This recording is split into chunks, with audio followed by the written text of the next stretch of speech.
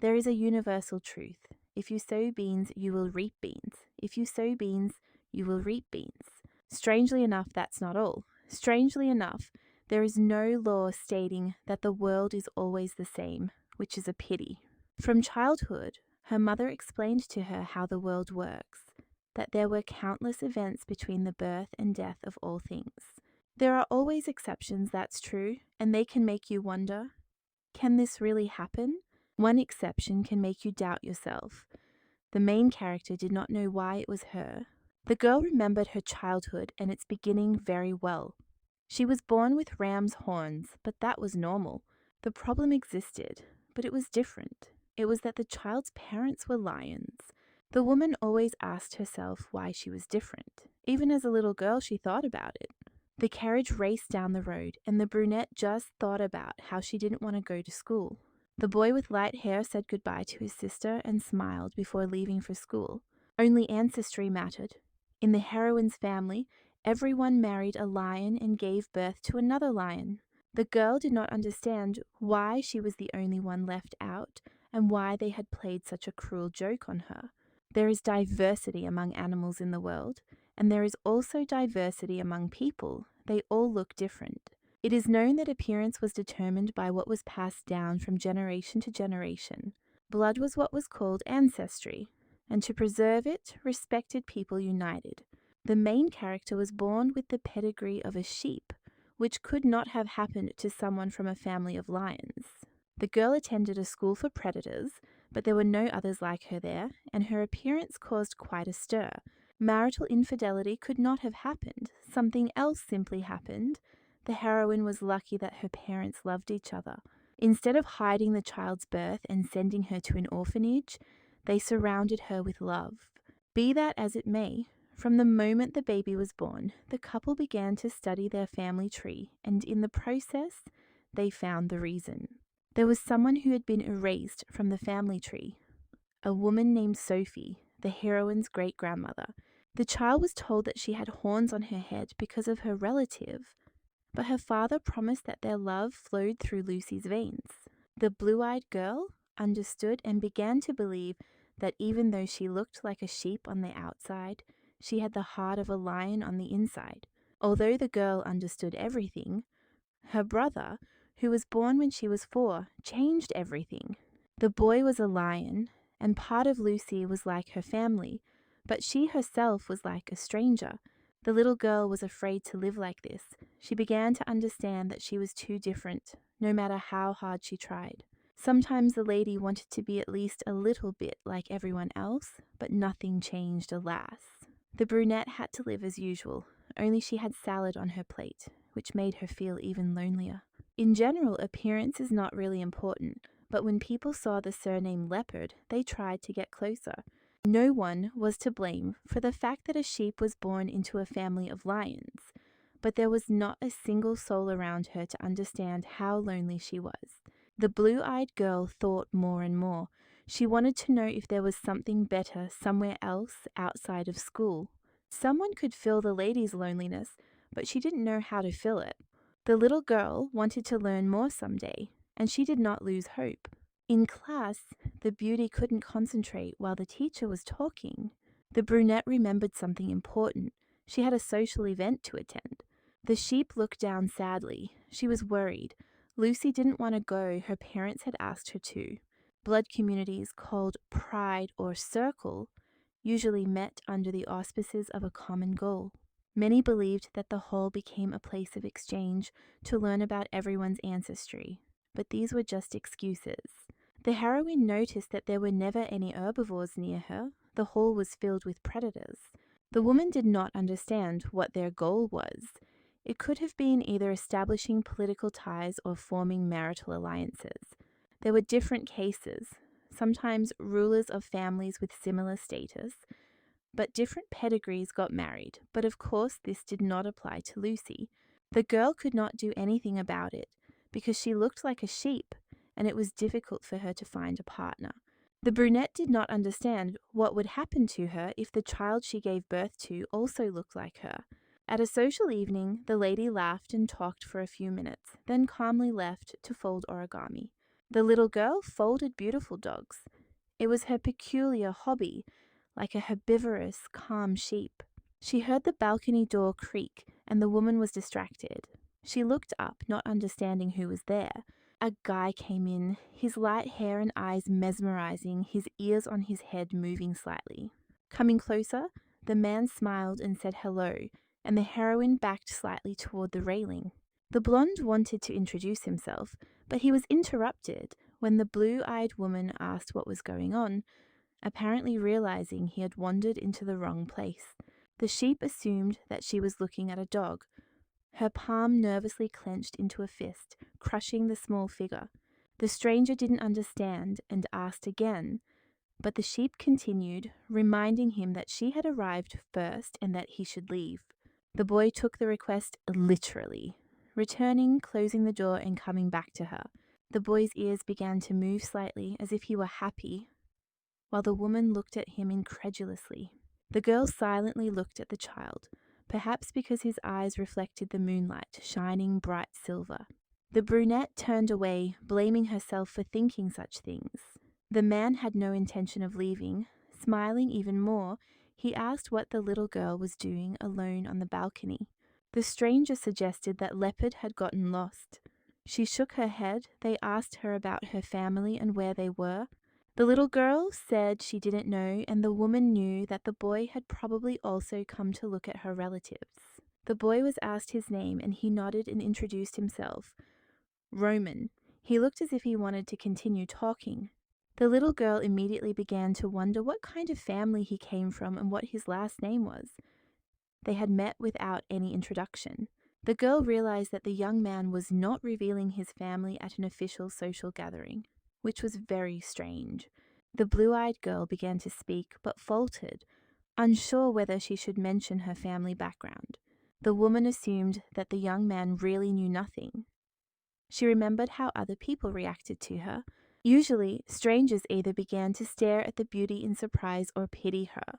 Lucy realized that she had never seen him before, so perhaps she really did have the right to start a conversation. Exhaling, the girl says her name. Turning back to the railing, she suggests that Roman should leave.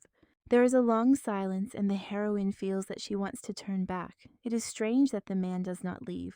Perhaps the boy does not notice that he is causing discomfort to another person. The reason may be that he is a dog. Coming closer, the blonde man said the blue-eyed girl's name, and she jumped as everything was happening too quickly. The young man noticed the paper and assumed it was a fun activity, so he asked her to help him with origami. When the boy leaned closer, the girl smelled a floral scent and the smell of almonds, which was pleasant. Most likely, if the heroine does not give him the paper, Roman will continue to tease her, and as soon as he gets bored, he will leave immediately. A few more minutes passed, and the girl looked at the blonde boy with a careful gaze. Lucy couldn't understand why. At a party where everyone was busy networking, the young man was standing on the balcony doing something silly. The young man was silent, but then asked why the paper was tearing in his hands. He couldn't get it right. Lucy couldn't take the pressure anymore, jumped up, and started screaming that if the stranger didn't like her, he shouldn't take his anger out on her. Roman began to justify himself, saying he didn't know how to do it, so everything turned out wrong. The woman continued to scream, asking if the guy shouldn't have tried to fold origami if he didn't know how. He had to explain that he just wanted to be friends, and she shouldn't think that he didn't like her. The blue-eyed girl asked again, saying he shouldn't try to be friends with her as there was no point in it. The girl started talking about her family, and my friend didn't understand what the point was or why she was bringing it up. It became clear that it would be better to remain silent. The girl turned away, waiting to see what would happen next. The blonde still didn't know if telling someone he didn't like about friendship would work. The man pointed to a young man in the hall, and the girl grimaced. She would never be able to approach someone like that. Lucy couldn't help but laugh. The boy seemed funny to her, so she offered to teach him how to fold origami. Roman nodded in agreement. Please teach me. He was completely sincere in his request. That day, for the first time, the woman had a good time with a man of a different background. They didn't even think about their status.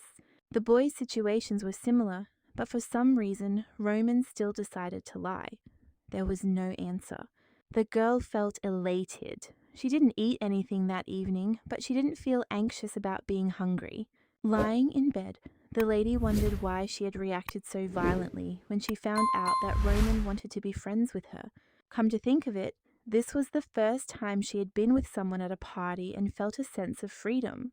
The boy said he really wanted to be friends, that a relationship with Lucy would bring him no benefit. The girl sighed sadly, her eyes fixed on the ceiling, her mind racing with thoughts. The couple talked for only half an hour or an hour, but it already mattered. The heroine wondered if the boy liked their conversation. As she fell asleep, the girl thought about how great it would be to meet again, but she understood that next time her friend would approach someone else. A clear morning dawned, and the girl was getting ready for the reception. Finally, the momentous day had arrived. The heroine saw her reflection in the mirror, her head full of thoughts, because she didn't know if the dress and jewelry looked good on her. Her brother lay on the bed in the room, waiting for the girl to finish and leave. He believed that Lucy was beautiful no matter what. The blue-eyed girl assured him that she wasn't dressing up to show off to anyone. She had other reasons. Leopardi carefully put the earrings back, realizing that she had gone to too much trouble for a reception. The girl arrived at a place where a crowd of diverse people she didn't know had gathered. When the lady stepped out onto the balcony, the young man's beautiful white hair shone before her eyes again, bringing her nothing but joy. The young man led the heroine behind him, glad that she had come, thinking that the lamb might refuse. The brunette turned away, not understanding why her acquaintance was so worried. Now it was time to think of something to talk about. After a few seconds, the lady finally suggested something. Perhaps the hero would like to fold origami again. Roman smiled radiantly and nodded in agreement. It was good that he had a tail, because it showed that the boy was really interested. The blonde boy decided to ask a question. He was interested in what school his friend went to. She studied at Urbanu and he studied at Juvencia. The girl understood that that school was only for those who belonged to good families.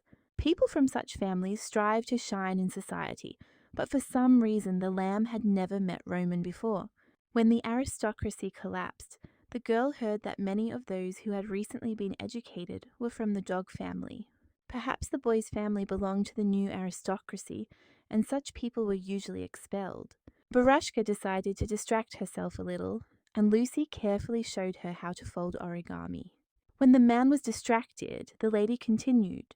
If Roman was really at the reception for the first time, he should be doing something else. It seemed that he should establish as many connections with the outside world as possible, but he was sitting on the balcony. Leopard asked if his parents would mind if he spent time with a stranger. As it turned out, his father was not at the event, and Roman's mother had died, so the girl apologized for her questions. The girl was too careless when she said something wrong. She didn't mean anything bad or tactless. Smiling, the blonde assured the girl that she didn't need to apologize, as he had come to the reception with his older brothers. When asked if he got along well with his family, the guy gave an ambiguous answer. They often quarreled, but then everything was fine. Lucy suggested that this was because they were dogs, and a laugh escaped from her chest. Seeing how her acquaintance smiled when he answered, the girl realized that the family did get along well after all. Roman asked about Lucy, whose brother had refused to attend under a very strange pretext.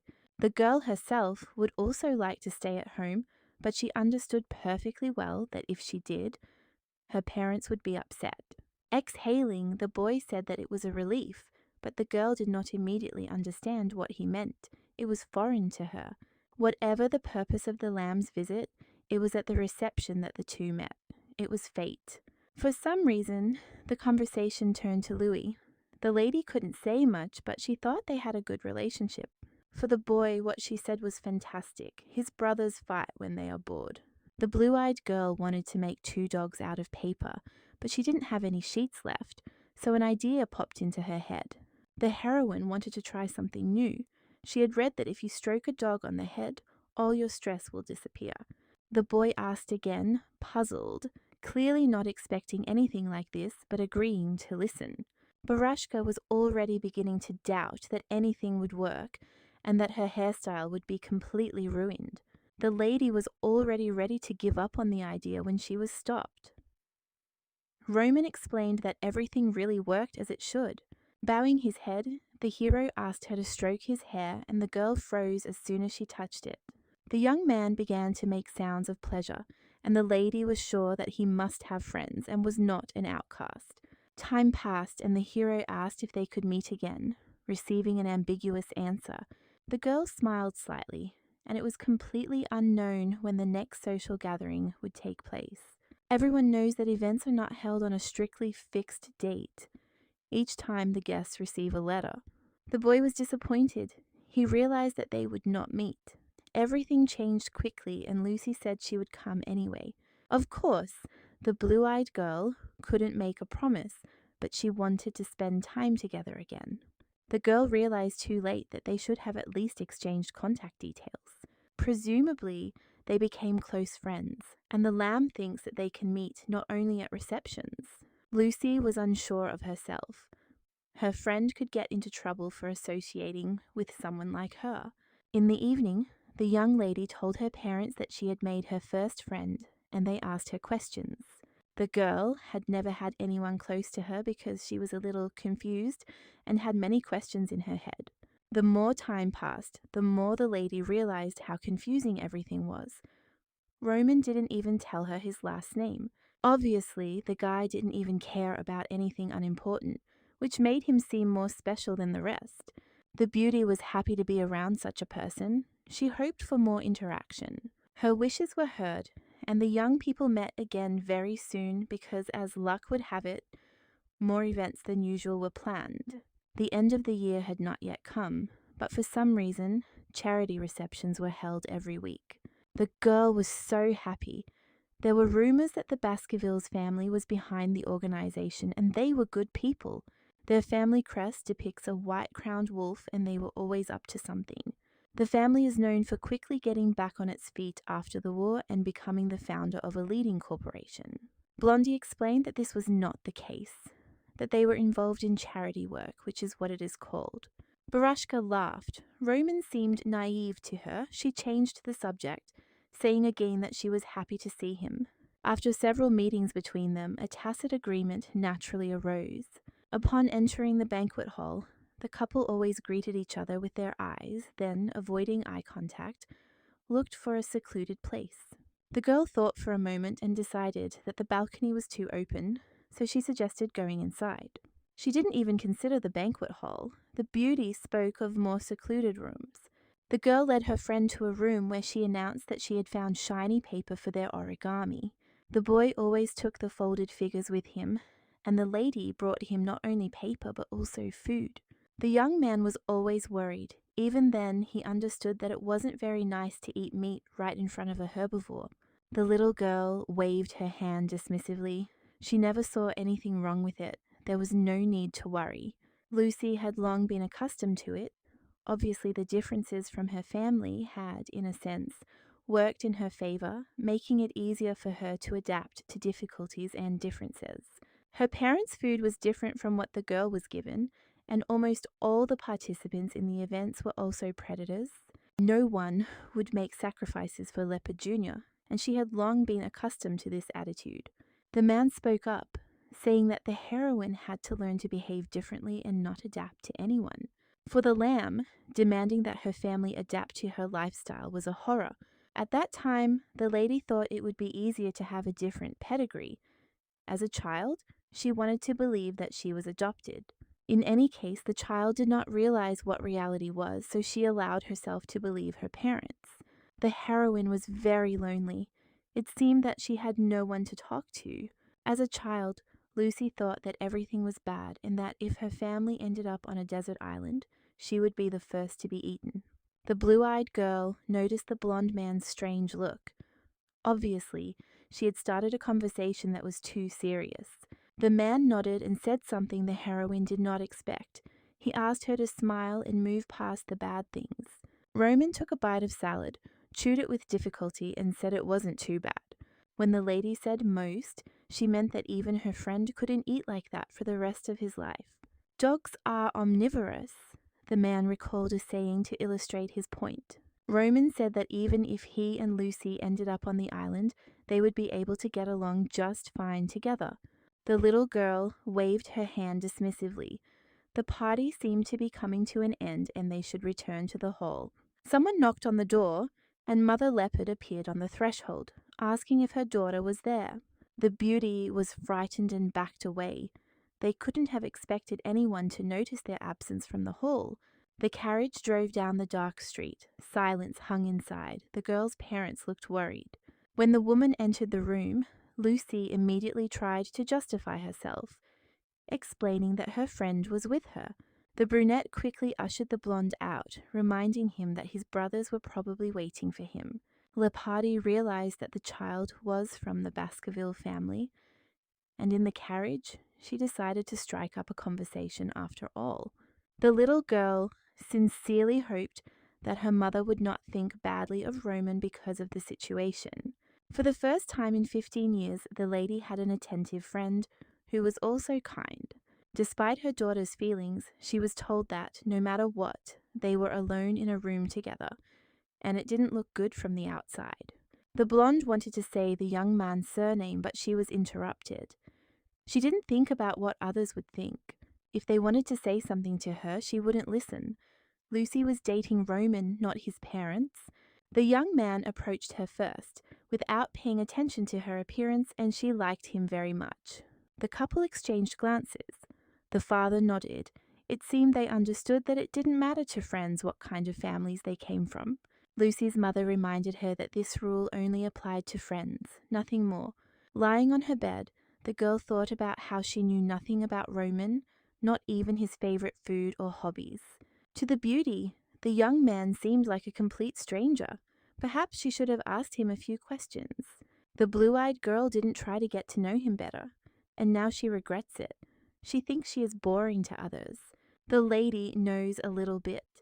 The man's name is Roman, and it seems he doesn't have a very good relationship with his father, as well as his two older brothers. The lady was too selfish. All she did was fold origami. She promises herself that next time she will ask more questions. She will definitely have to apologize, because they didn't listen to the boy, and he looked surprised at the time. At the banquet, the heroine made several mistakes. Roman was nowhere to be found. He had suddenly disappeared somewhere. The brunette began to worry that her friend would not show up. She should have at least found out where he lived. Someone put a hand on the girl's shoulder. She jumped up, turned around, and immediately introduced herself. Standing in front of the beauty was a man who looked like a dog. He smiled, and it turned out to be Roman's brother. Harold said his last name was Baskerville, and the heroine blinked in surprise, beginning to realize the reality of the situation. That family was on bad terms with the Leopards, and the girl had seen her parents suffer many times because of their struggle with them. From a political point of view, they were fierce opponents of each other. Come to think of it, the lady didn't insult the Baskervilles, but she did talk about them in a really weird way, and in front of Roman too. Before that, the boy called himself a dog, and many questions were spinning in her head. It was strange that the young man decided to lie to her.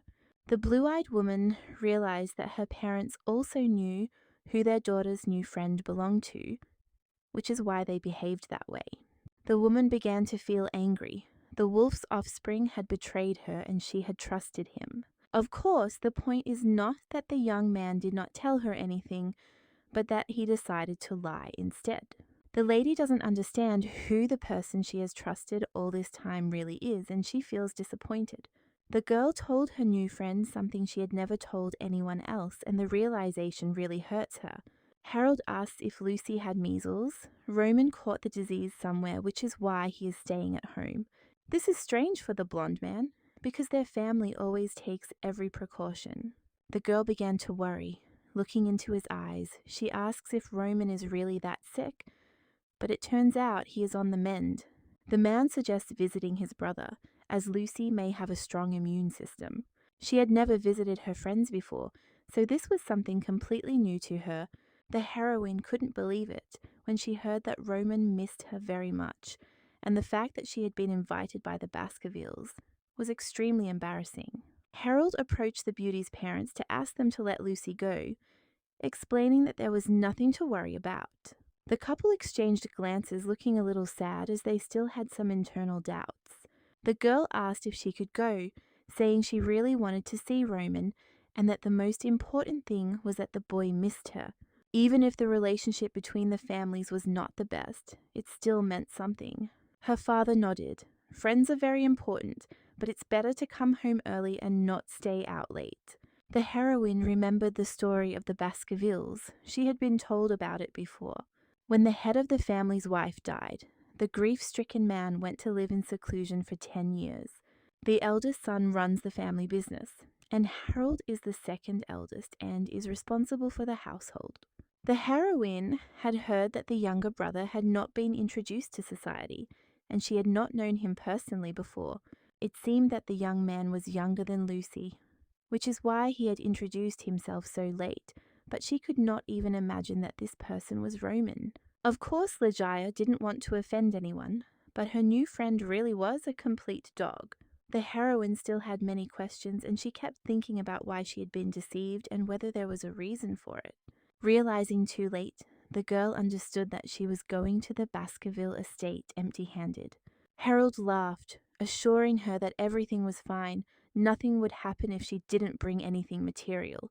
If the brunette really wanted to cheer up her friend, she could tell him what she had told her parents. Half an hour later, the carriage arrived at its destination, and the girl entered the residence, looking around with interest. Harold suggested sneaking into the room, since Lucy was his secret gift, and the girl snorted. The man knocked on the door, asking if his brother was asleep, and Baskerville asked if he had the right to enter. The young man said he would go for dessert, offering the lamb to go first. The maiden opened the door and a pillow flew at her. Her face instantly reddened, and only then did the man realize who he had hit with the object. With tears in his eyes, the boys are visibly upset. He does not understand how his girlfriend ended up at his house. The young man asks if Lucy is okay, but she just sinks to the floor and puts her hands to her face, making a plaintive sound. The brunette does not answer the question, and the blonde continues to sincerely apologize, saying he never wanted things to end this way. When the heroine lowers her hand, the wolf examines her nose, and Leopard, without hesitation, grabs a pillow. The girl begins to beat the young man, shouting that he deceived her. Until now, the lady could not understand how he introduced himself as a dog instead of a wolf. The young man covered his face with his hands, trying to protect himself from the blows, but she had no intention of stopping.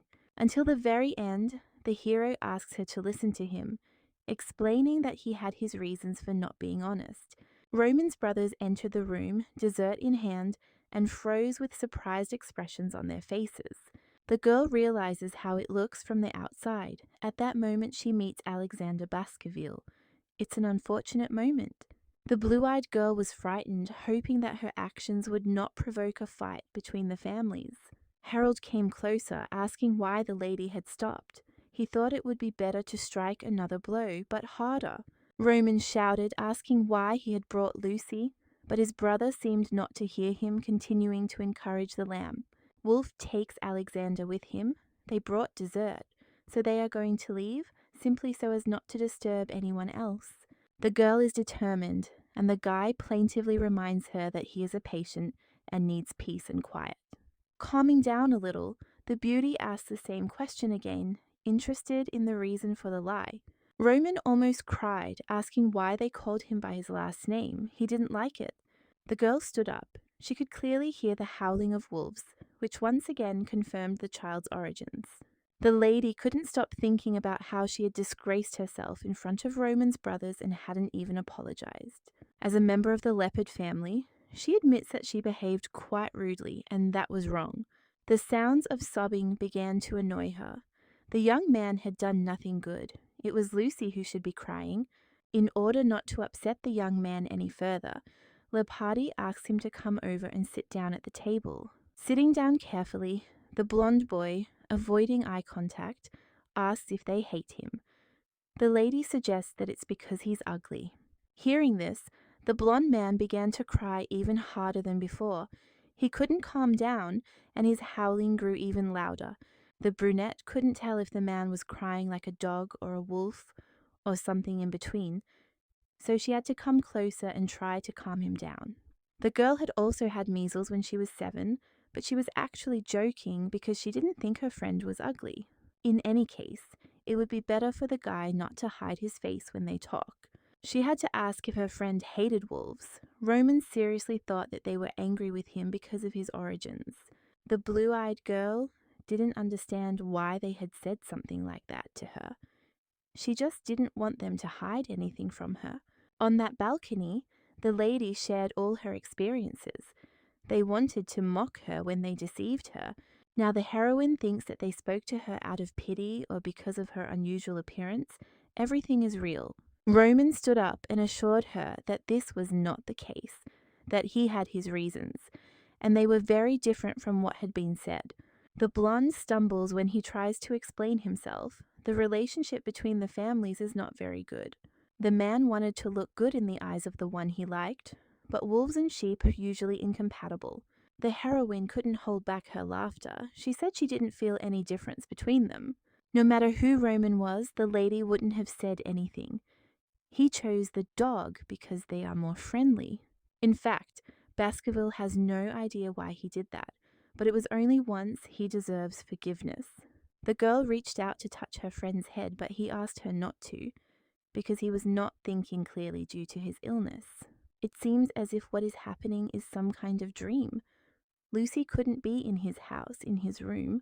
The smile on her face was so warm that it made the young man feel good. She asked when her friend would get better. In any case, everything should be fine. He was already on the mend, and soon the couple would be able to spend time together again. The blue-eyed girl is genuinely happy that they have seen each other. Roman realizes something and asks how the lady ended up at his estate. Mr. Harold brought the girl, saying it would be a New Year's gift. The hero is angry with his brother. He shouldn't have done that. It is clear that the middle brother has a lot of influence in both business and politics, but in Roman's eyes, he is just a madman. They are friends. It was nice to meet the Baskerville family, and the man also said that his younger brother had talked a lot about Lucy. The girl asked him to stop lying. He should have said from the beginning that he didn't say anything bad. Harold did not convey anything. He simply said that the illness would pass if a loved one visited his brother. Obviously, the young man was right when he said that the boy had measles. Hearing this, Roman turned away strangely, exhaling with disappointment. The brunette could only guess that the gentleman had said something strange to him. She had no other ideas. The girl decided to change the subject. They were still friends, so she wanted to know more details about his life. The hero said that he didn't have any things that he particularly liked, except for sword games. Lucy almost interrogated him, saying that if the boy didn't like it, he had the right to ask questions in return, so that everything would be fair. During the conversation, it turned out that neither of them had any other friends. Lepardi was the first to respond. The girl didn't find the question offensive. She had long been used to it and decided to ask Roman the same thing. The guy replied that he really considered the beauty his best friend. Then it was time for another question, and the heroine asked for his contact details. When the man has fully recovered, the woman asks to meet somewhere outside the banquet hall. Alexander came into the room and asked to speak to the lady, although she understood that this would not lead to anything good. The man's expression was frightening enough, and the girl did not know how to behave so that nothing would happen. The blue-eyed girl assumes that the fact that she hit her friend with a pillow has led to a conflict. The blonde man began to speak, thanking Lucy for coming to visit, and informing her that her parents had already sent a carriage for her. It was time for the young man to say goodbye, and all three went out into the courtyard to head for the gate leading to the estate. Roman said that his brother had a girlfriend, and it turned out that the lamb had known this all along. The maiden said that status or family meant nothing to her, but it seemed she had misspoken a little. When it comes to the Baskervilles, people are interested in who they marry, and everyone knows that Alexander is dating someone who is not of noble birth. Their family is known for the fact that none of them are going to marry by arrangement, and there are many rumors surrounding them. The girl realizes that she knows all the details, precisely because of the numerous rumors. Roman asked what was going on, and the beauty admitted that she really liked the guy. He was very cute. Before his friend leaves, the guy hands her a stuffed lamb that he happened to see at the market. The young man waves his hand. They will meet very soon. He promises that he will definitely contact the lady. Despite the fact that the Baskervilles marry for love, only wolves are ever born. The family is known for never having had any illegitimate children. Only males are born there. The blue-eyed girl noticed that all three looked alike, like matryoshka dolls of different sizes. The maiden looks at the toy. She came to visit empty-handed and now returns with a gift. The baby is as soft as Roman's hair, and she enjoys touching him. After the New Year holidays, the young man had completely recovered, and he and Lucy met almost immediately. His hair has changed a little. It has grown, and the girl confirmed that she likes him even more now. The young man smiled, remembering that he had said he didn't know how to ride a horse. The girl volunteered to teach him, deciding that it would be easier for everyone that way. Once they were on the horses, the young people galloped forward. On the way, the heroine explains how to ride correctly, and her friend quickly grasps the technique, demonstrating excellent motor skills. The brunette begins to suspect something is wrong. It doesn't seem like what he said about riding was true. Lucy wanted to see the young man trembling like a lamb, but she likes having fun together even more. The girl showed a few more tricks, which seemed perfect from the outside. It was all over. The horses stopped to rest a bit, and the guys went to drink tea. The hero admitted that he was actually nervous. It was their first time meeting outside of the gym, so it was a little awkward. The blonde guy didn't think it would be boring. He wanted to say something else, but it was really hard for him to put into words. The hero was a little worried that the lady might be bored with him. He didn't want anything to go wrong. The day before the trip, the woman carefully studied everything, trying to understand what Roman would like. The lady insisted too strongly on going horse riding. She had never done any other sports. The girl wanted to say something else, but the break was over, so it was better to go and ride again. The children rushed forward again, and Lucy couldn't hold back her happy smile. She suggested they have fun again next time. The fact that the heroine had made her first friend was a huge event. She had never known that it could be so much fun. Roman had no idea how grateful Leopard was to him. She felt the most sincere feelings. After several meetings, she and Baskerville became inseparable, a combination that seemed a little unusual. No one knows how strange the new world is. The maiden wished that everyone were the same, without horns, scales, or tails. Sometimes the lady thought more than usual, believing that perhaps somewhere there was another world, a better one. As long as the beauty did not pay attention to pedigree, she liked Roman more and more each time. The girl especially liked the guy's tail, which he wagged every time to show his joy. The heroine never doubted her friend. Baskerville was very dear to her light heart. However, one day the blonde asked a strange question. He wanted to know if Lucy was causing any inconvenience. The girl was worried, so she suggested writing a letter with the family seal to change something. Of all the people the blue-eyed girl knew, Baskerville Jr. was the kindest wolf, and the lady truly considered them friends. In the girl's opinion, she was looking at the kindest and most wonderful man, and the hero sighed sadly. The boy wanted to confess that, as it turned out, he was only kind to his girlfriend, and the girl laughed in response, saying that she was the opposite. He had to apologize, the whole reason being that she was a sheep. The heroine suggested that Roman only liked her because she was born a sheep, as there was no one else like her in the entire banquet hall. No matter who the lady was born as, Baskerville would still like her, but now she is in her best form. In addition to all his other qualities, the young man revealed himself to be very sensitive, and she hoped that their friendship would last forever. The man had to promise that even when they grew up, they would still stay together forever. The sad expression on his face was for a reason. A few days ago, the young man had a conversation with his brothers.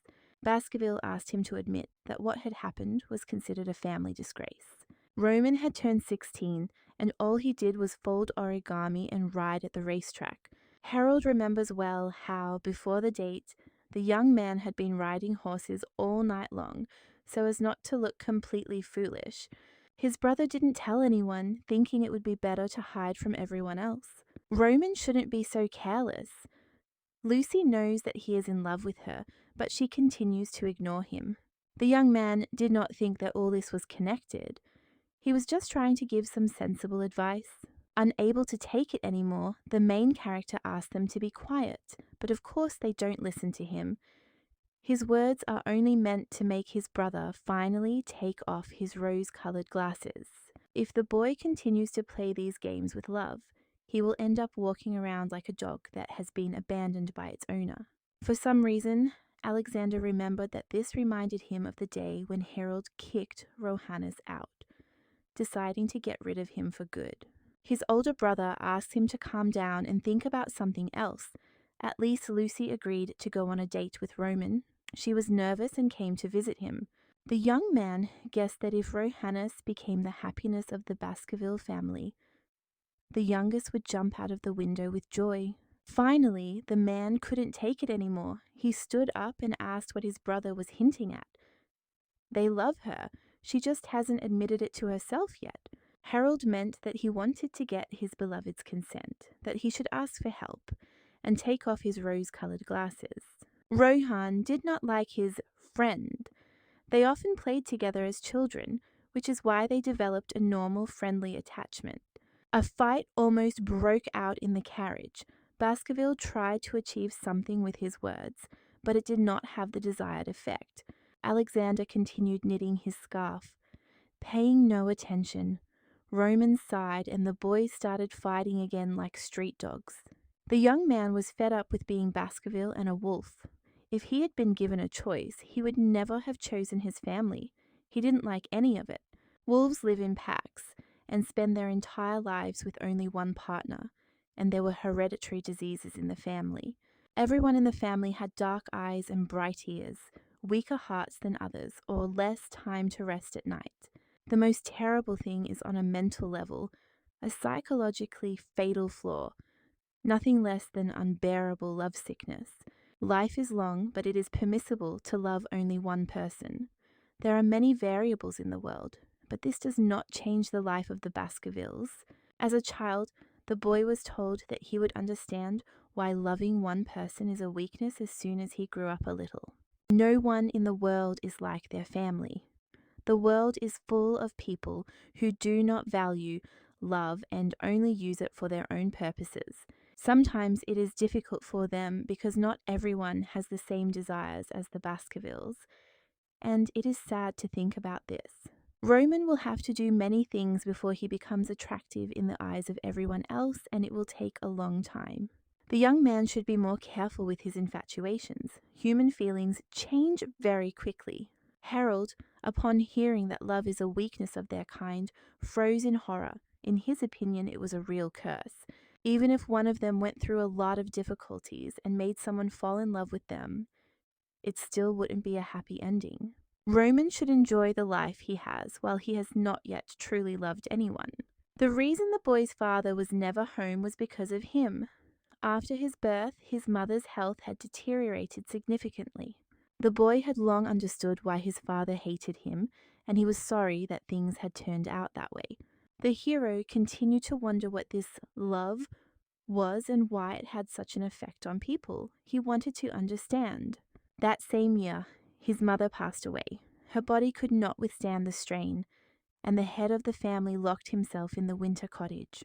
The child had to go to his brothers to ask if they really hated him, and each time the questions were the same. Alexander asked him not to worry, repeating that when Roman fell in love with someone, he would finally understand everything. Then something else happened. Harold didn't know what to do. He wept because of his strong love for Rohannes. It was about the girl his brother had been friends with since childhood. They say that the family of White Bears has produced many talented doctors. Alexander asked what had happened. Obviously, the hero had no conscience at all, because before that, he had constantly bullied and tormented the girl. The blonde continued to cry, shouting that he himself did not understand why he had behaved so terribly towards her. He knew it was wrong. The girl didn't like playing with other children, so Harold decided he could join her. Rohannes had a new man in his life, and it was destroying the wolf from within. He truly felt shattered. It was necessary to explain that if the young man did something wrong, it would be considered a crime. Be that as it may, the girl's family was small, just a group of people who had organized a medical association. Harold felt like he would die from not being able to see his beloved, while Roman watched all this with disgust. The blonde guy tried to ask if the brother really loved Rohannes. He shouldn't interfere with her. The blonde guy shouldn't have been provoked from the start. Then everything would have been easier. Alexander encourages this kind of thing, which makes it worse. Harold reacted too strangely, shouting and promising that he would see how his brother reacted when he fell in love. The man advised not to give himself away in front of him if Baskerville suddenly found the one, because otherwise it would be bad. Alexander, sitting on the mercy seat, began to laugh. For him, this moment was more cute than threatening. In the evening, before going to bed, the child began to ask questions because he really wanted to know if he was wrong about something. Of course, Harold loved Rohannes very much, but he did not want to admit it even to himself. He realized this too late. Because of his feelings, the young man hates the girl as much as he wants to possess her, and he is annoyed that she does not feel the same way. Love suffocates the Baskervilles. Roman didn't understand one thing: why everything was going well for Alexander, why his relationship was normal. He and Marcel had a pleasant and calm atmosphere, and the kid never noticed anything strange about it. Alexander was surprised that his brother seemed completely calm. Perhaps the young man knew nothing now, but that was another possibility.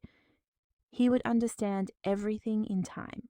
Even if the boy did not want to be involved in all these stories, someday he would suffer a similar fate, and then the young man would understand that everything was not good at all, even from the outside. After that conversation, Harold was bedridden for a long time due to illness. Every night he howled, unable to bear all the tension that made him doubt even more. The blonde boy did not understand why his older brother was so upset. He cried as if his life was over. Roman thought he was different from his brothers because he did not think that love was something special. After a while, they decided to send the young man to a social gathering.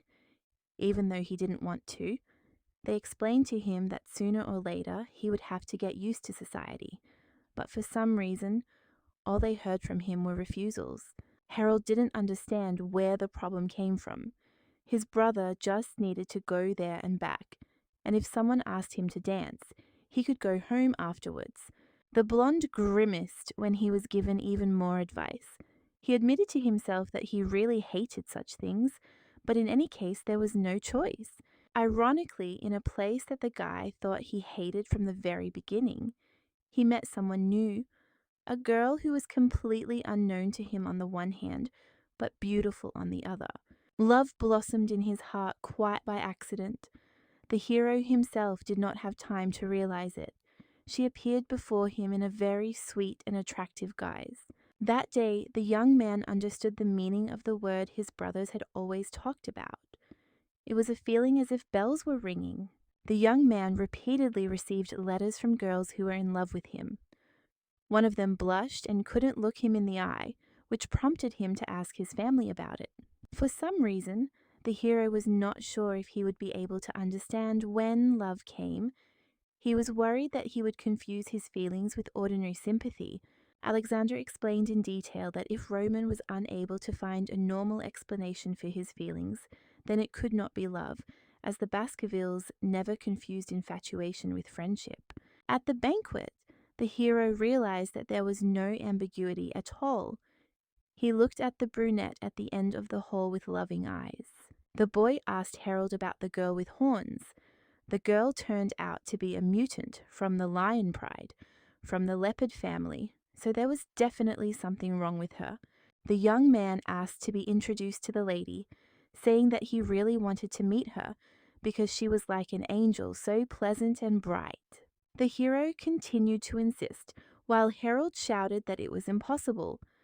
The man should have realized that he couldn't date Lucy. The blonde man did not give up. It would not make sense for him if he were not with that lady. A thought flashed through his mind that he should have started attending the parties earlier, while his brother was looking for Alexander. The boy decided that he would figure everything out on his own. The young man jumped up, urging himself to be bolder, to gather all his courage and talk to the beautiful girl. He couldn't let her get away. The boy managed to jump onto the balcony and greet the beauty, a silly smile on his face, feeling as if his heart would jump out of his chest at any moment. On the way home, Roman talked about nothing but Lucy, describing her in detail as the best person on the planet. Alexander asked what kind of family she came from. Harold replied sarcastically that the girl turned out to be a leopard mutant, born to the married couple Balzac and Sandy. The man asked if they were talking about the eldest daughter of the Lion Pride.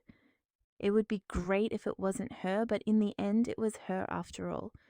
His brother should have stopped the youngest. The blonde man began to make excuses, saying that it was impossible to do so because his brother had jumped forward faster than they could catch him.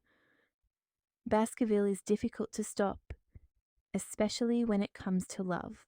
Now the bells were ringing in Roman's life, and he had to do everything carefully. But the boy dove headfirst into his feelings without thinking it through at all. The young man had always heard that the Lepardis were just a pretty facade, but nothing more. Nevertheless, they were a well-known political family, founded by the royal house of Edenvers. It was obvious that the boy would go down a thorny path. It was in his blood. Harold didn't know what to do. Perhaps there was some way to help him.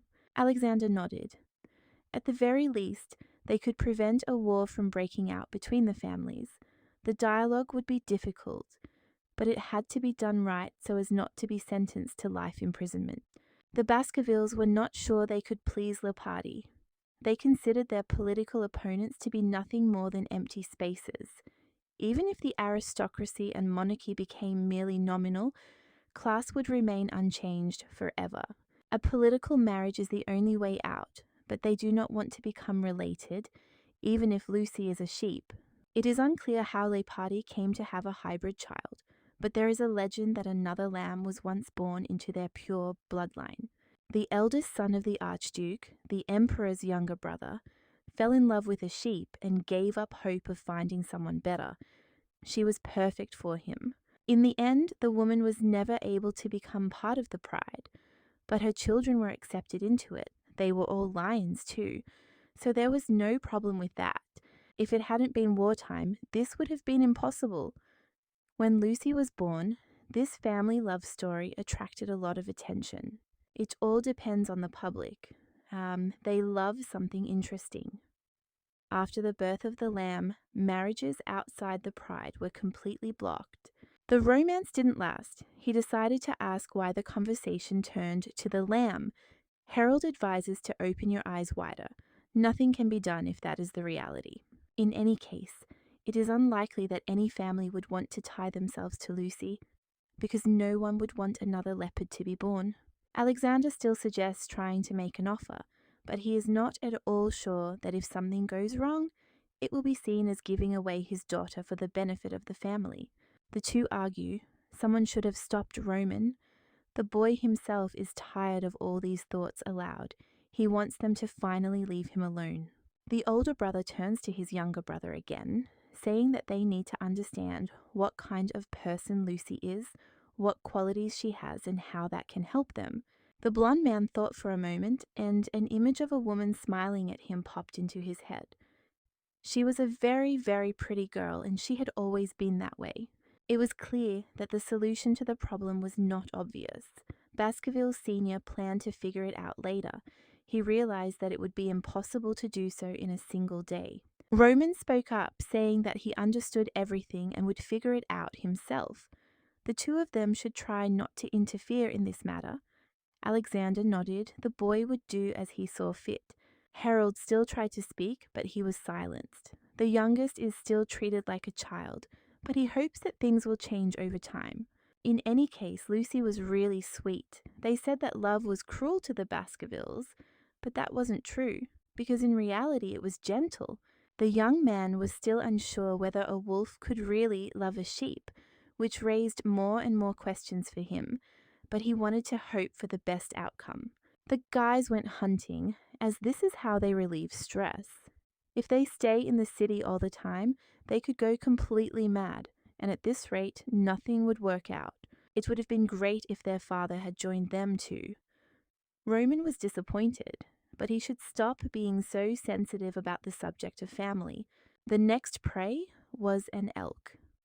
The young man tried to stop his brothers, but before he could, they shot the small animal and it fell to the ground. It was fun, but it also exhausted the wolves. Alexander noticed that the return trip would take a long time, so he suggested they have a snack without even lighting a fire. A single tear fell from the animal's eye. The young man froze and covered the prey's eyelids with his palm, realizing that he did not want to see it suffering. Harold asked why his brother had suddenly started doing such strange things, as he had never behaved like this before. The hero remained silent, not knowing how to respond because he did not understand his own sincere feelings. Out of nowhere, the blonde thought of Lucy, the one he cared for with all his heart. It was strange because Leopard was human, and the wolves were just having fun, nothing more. The hero was so happy for the first time, and was glad that he had been born. He asked when he and the girl would be able to see each other again, as social gatherings did not happen very often. The boy heard the answer that brought him to his senses. Events like this did not happen every day, so the lady did not know the answer.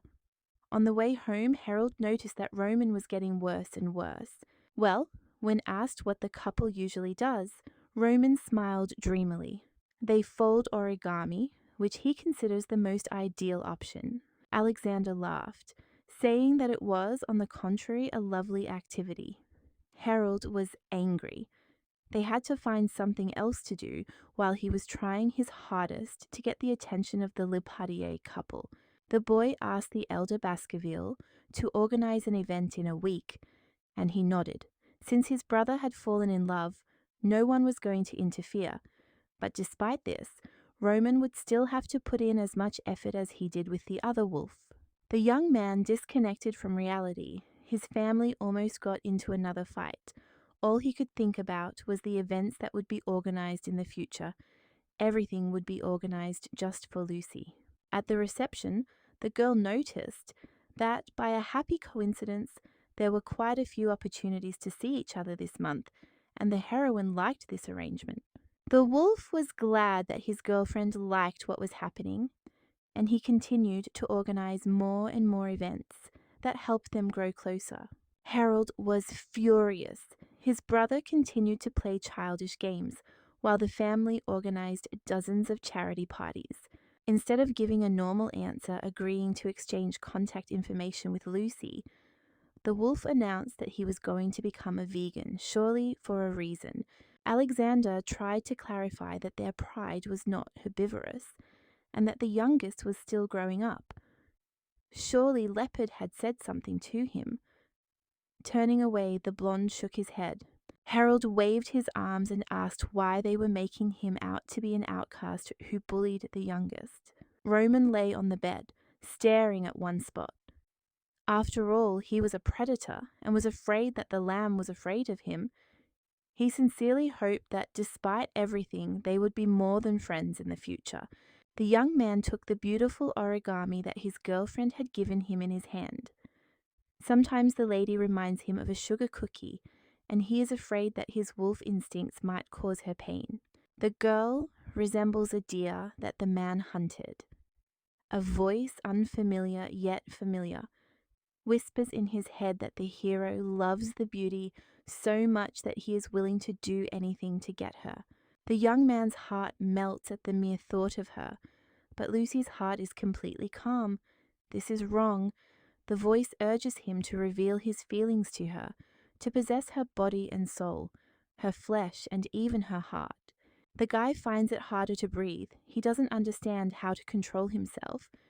His condition worsens. His brothers come running at the sounds, not understanding what is happening. Seeing Roman, Alexander immediately understood that the period had begun. The two approached, trying to examine the young man. It soon became clear that the man was sweating and was not himself. He needed to try to pull himself together. Choking back tears, the blonde asks what is wrong with him. The pain spread throughout his body, preventing him from breathing calmly, creating the feeling that death was near. Thoughts swirled in his head, all of them forcing him to feel every moment, with Lucy standing before his eyes. The only desire the young man feels is to lock the girl away somewhere far from other people. He wants to protect her and rule over her. Tears stream from his eyes. If the lady does not love him, his life will be over. His brothers don't understand what to do with their younger sibling. He clearly needs help. Alexander calmly says that everything will be fine, that the pain is probably related to his body growing, and that everyone goes through this stage before they fully mature. Everyone in the family has gone through the same thing. They understand how Roman feels now, so they pity him even more. There is no one on earth who could understand this better than the Baskervilles. The terrible illness, which seemed to be tearing his body apart, lasted several days. Alexander explained that he had also suffered in this way, but the brothers were too young to remember it. The man had to go through everything on his own, so it was very lonely. In the end, growing up was not something that was impossible to go through. Roman did not understand that Marcel loved his significant other. The blonde asked him to listen.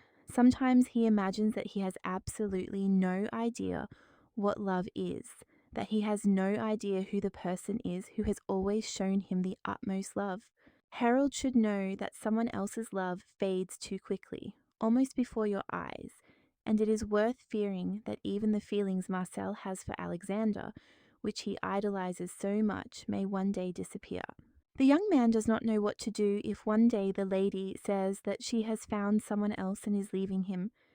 He worries that the girl might die in childbirth, or something even worse. Before meeting his beloved, the hero thought that this would never happen, but everything changed.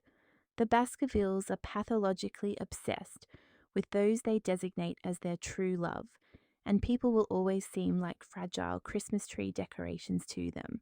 In Roman's eyes, when he was a boy, the couple was perfect, but now he has learned that this was not entirely true. He had no idea that everything in this world was so complicated. Alexander always joked that no matter how beautiful Marcel was, it wasn't worth falling in love with her. When the younger Baskerville began to mature, he realized that his brother looked at his future wife the way he looked at Lucy. The man always had doubts. He was afraid that he would lose his beloved, become like his father, and live like an empty shell, counting the days until his death. Hero also felt vulnerable when he was alone. He wanted Rohannes to always love him and was ready to do anything for her to get her love. At the same time, the hero understood that he would never be able to win the girl's heart. It seemed to him that very soon his thoughts would consume him alive. On the contrary, he envied his brother's experiences. The hero began to realize that soon his dependence on Lucy would grow to the next level. He was scared, but soon the metamorphosis ended, and after a while the young man finally came to his senses. Hero Old laughs, even gasping for breath. The young man repeated the name of his beloved. It was sweet, but at the same time destructive. The hero offered to pass on a gift, but of course it was said in jest. Roman sternly ordered him to leave, and his brother pretended that everything was fine, even though it wasn't.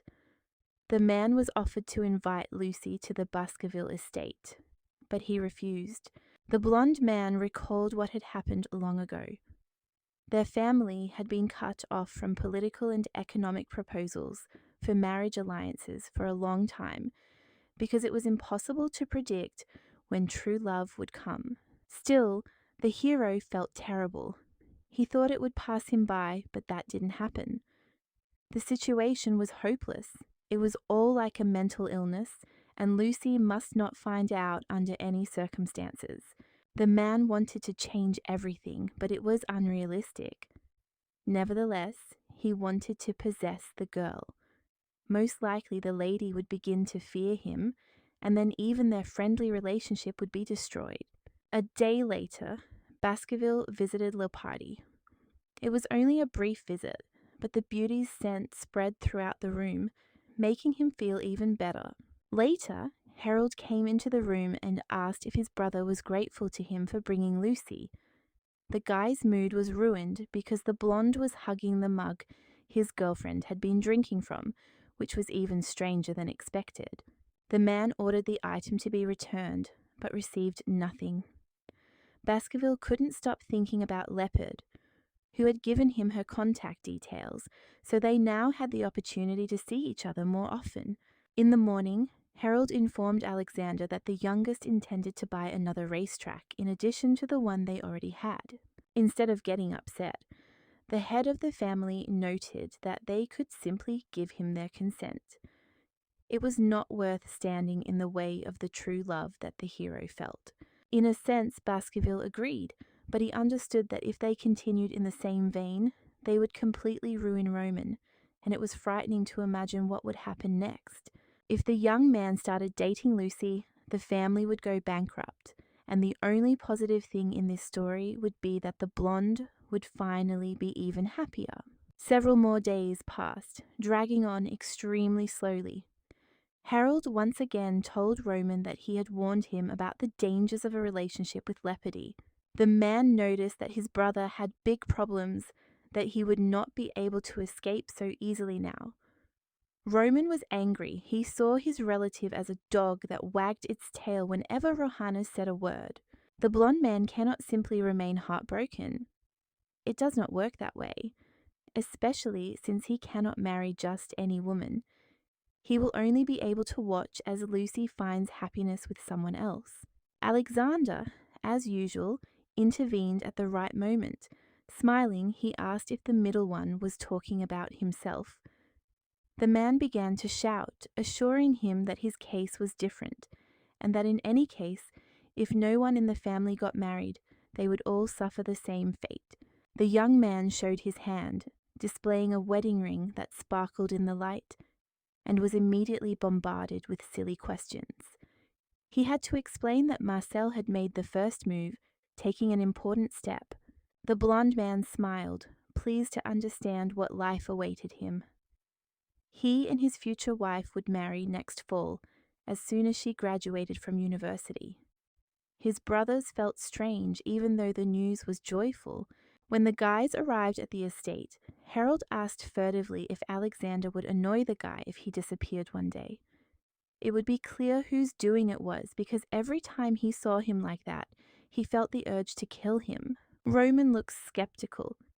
He wouldn't have brought the package if the guy had gone to jail, because then he would have had to take over the family business.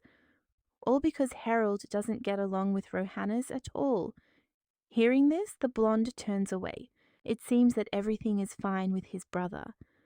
The younger brother realized that he is the only one who is suffering. The problem is that he and Lucy have been friends from the very beginning. Perhaps the feelings that are considered friendship interfere with sincere love. The man assures himself that everything is fine because he still has a lot of time. He promises that he will make her love him, that everything will be fine. But soon the girl announced their breakup. The couple visited a new cafe that the lady had wanted to go to for a long time, but it was impossible to go there alone. It turned out that Roman became her lucky ticket to try a variety of desserts. The young man smiled and said that he really liked it, but he didn't say what exactly. The hero continued to explain that he was happy that they had managed to do something together for the first time. The girl nodded, and in that moment her friend seemed even more charming than usual, which brought her extraordinary joy. She forgot about the desserts. Her mind was on something else entirely. Her face flushed slightly. Roman always shows himself to be the most sensitive person. When a lady is next to a man, she no longer feels like there is something wrong with her. She becomes confident that she will be able to make friends with people like her. The heroine explained her desires to her parents, stating that in a few years she wanted to go to a simple public school in an environment where she now felt like a sheep in a void. The woman had already decided what she would choose. In that place, she wanted to live with the surname Hatman, not Leopard, Sophie Hatman, the name of the beauty's great-grandmother, from whom she had inherited her horns and whom the maiden remembered. The couple was more than understanding, as always, and the man was sorry that they did not understand the burden on their daughter's soul. Perhaps she thought she would find something she needed elsewhere. The woman turned to the little girl when Lucy asked her to find her a new school. Her mother chose the best one, as requested, looking for a place where hardly anyone would know the girl. The high school was located at a decent distance. The brunette looked at the letter and thought that if she went to a very distant place, then it was unclear what would happen to Roman. Lucy knew that they would keep in touch, but that might not be enough. The boy, like her, could make new friends and forget about each other. Fear gave her no peace. Of course, the beauty did not want everything to go downhill. She realized that she was jealous of the guy without even understanding it herself. In any case, the heroine had gone too far to turn back, and asking the wolf to go with her would not work either. The girl was distracted from her thoughts by the guy sitting opposite her. He noticed that the beauty hadn't said much all day. Remaining as silent as possible, the hero asked about tea, saying that if she wanted more, he could pour her some more. The girl shook her head. She had had enough to eat and drink. The wolf turned out to be more attentive than expected. He asked why the beauty was buying winter clothes, as if she was planning to leave somewhere in advance. The brunette realized that no one would go with her, but she wanted to ask if it would be great if Roman agreed to transfer to a new school. Pushing the thoughts aside, the lady laughed. She liked to do everything in advance. She asked what they would do next. The woman really understood that she couldn't part with her only friend. It was hard for her. But despite this, she couldn't find the courage to say that she would soon be leaving far away. When the day ended, the heroine ran into the room to fall onto the bed. Even on that day, she couldn't get anything done, and that seemed terrible to her. The blue-eyed girl realized that silence wouldn't delay the move. It was ridiculous to think so. The woman begged her parents to let her go, but now she herself didn't want to leave. Until now, her subconscious had been telling her that she should cancel the trip. She couldn't predict whether the news would upset her boyfriend. She actually wanted him to be friends only with her and no one else. The woman was so confused that her thoughts seemed to betray her alive. She wanted to hide and not go outside. She didn't believe that such things happened between friends. There was no one around to tell her if she liked her friend, whether such fears would arise. Perhaps Roman also had his doubts, but he didn't say anything, which made her even more afraid. The brunette wanted to scream. She really didn't know anything, although she should have told him everything over tea while she still had a chance to do so, rather than at the last moment. There was a knock at the door. It was Louis, who asked if he could come in. From the doorway, the young man asked if his sister had met with Baskerville again. He asked if she had told him that she was leaving soon. It wasn't something to hide. He didn't understand how she could leave without saying a word. The blue-eyed girl waved him off. She was not in the mood to take advice from someone who didn't understand anything himself. The maiden believed that she would sort out her own affairs, but Lepardier was still worried and asked if she and the wolf were really friends. When the hero did not receive an answer, he slumped a little. A strange feeling arose inside him. He did not like the Baskerville family. Perhaps her parents allowed the lamb to attend school in the province precisely because their daughter was becoming very close to an undesirable person. The lady did not understand. The words seemed forced. The blonde continued. His sister said that the wolf himself unexpectedly spoke to her in the banquet hall. He was the first to approach the balcony. He did not do it because she was leopardy. The maiden smiled. It seemed that Louis was simply interested in what his sister thought about the problems that so worried their parents. The young man lowered his head sadly. He noticed that everyone had long known that the Baskerville family was dangerous, that it was not worth being afraid or hiding when there were good people around. But Lucy would be left with Roman all alone, and that was not right.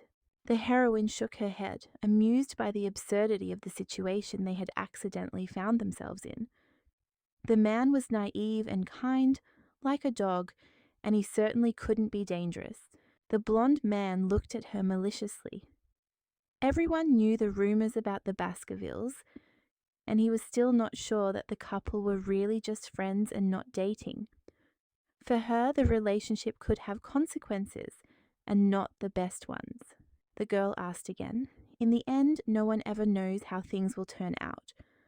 The boy had long noticed that Baskerville treated his friend like his girlfriend, constantly hanging around her like more than just an acquaintance who had decided to spend more time together.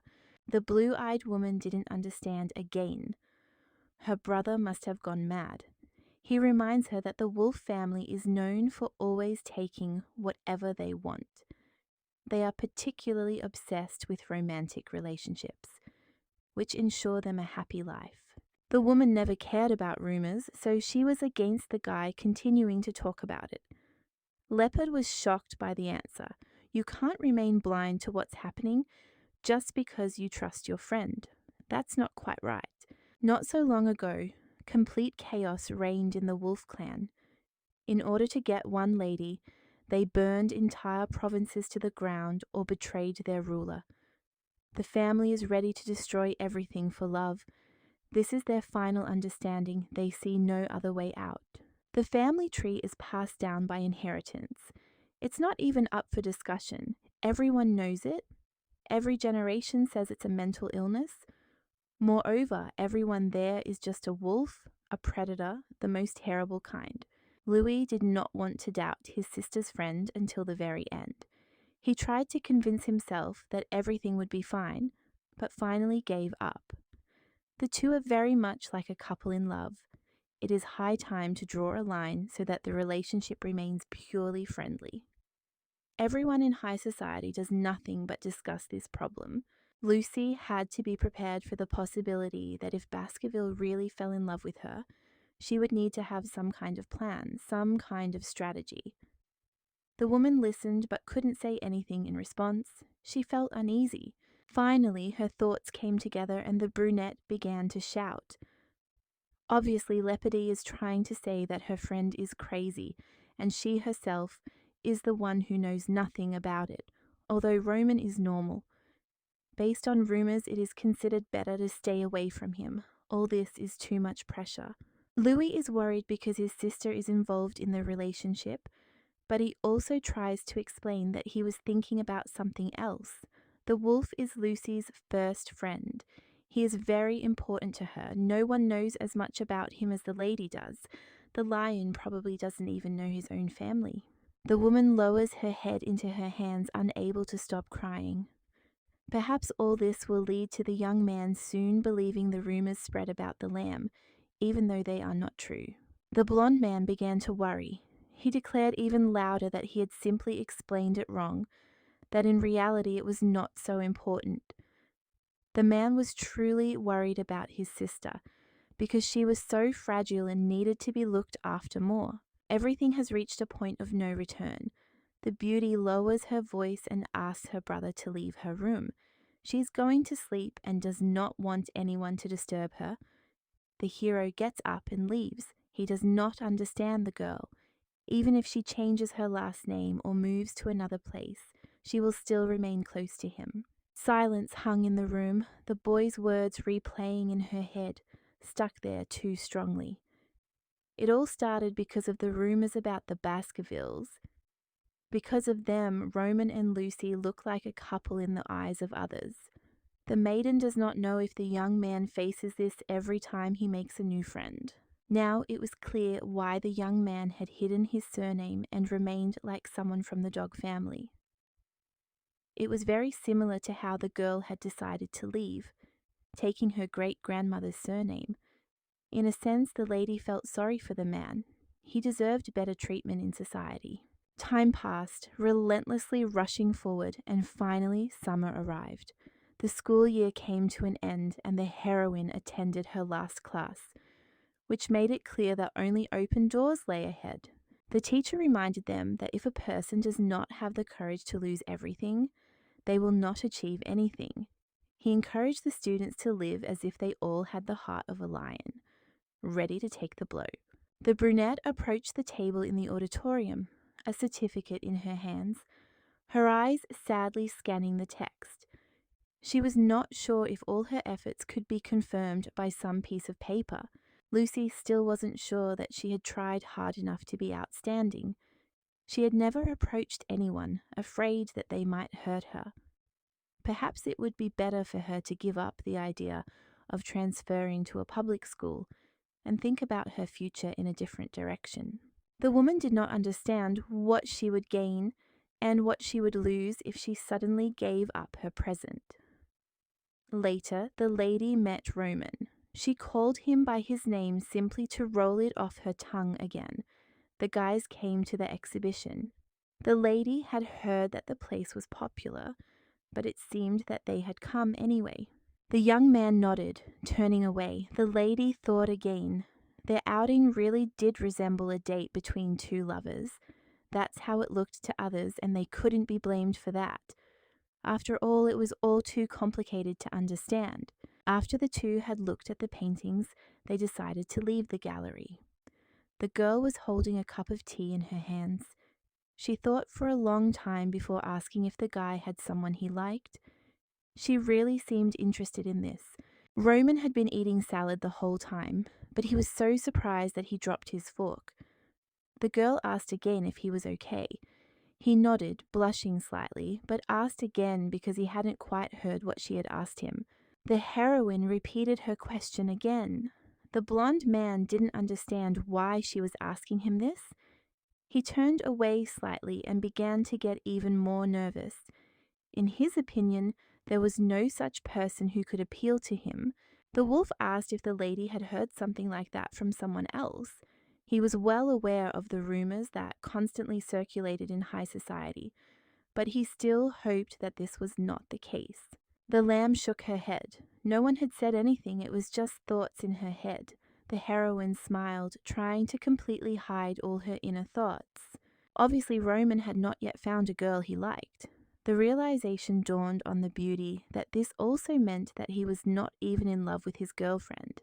They really did have a normal, friendly relationship.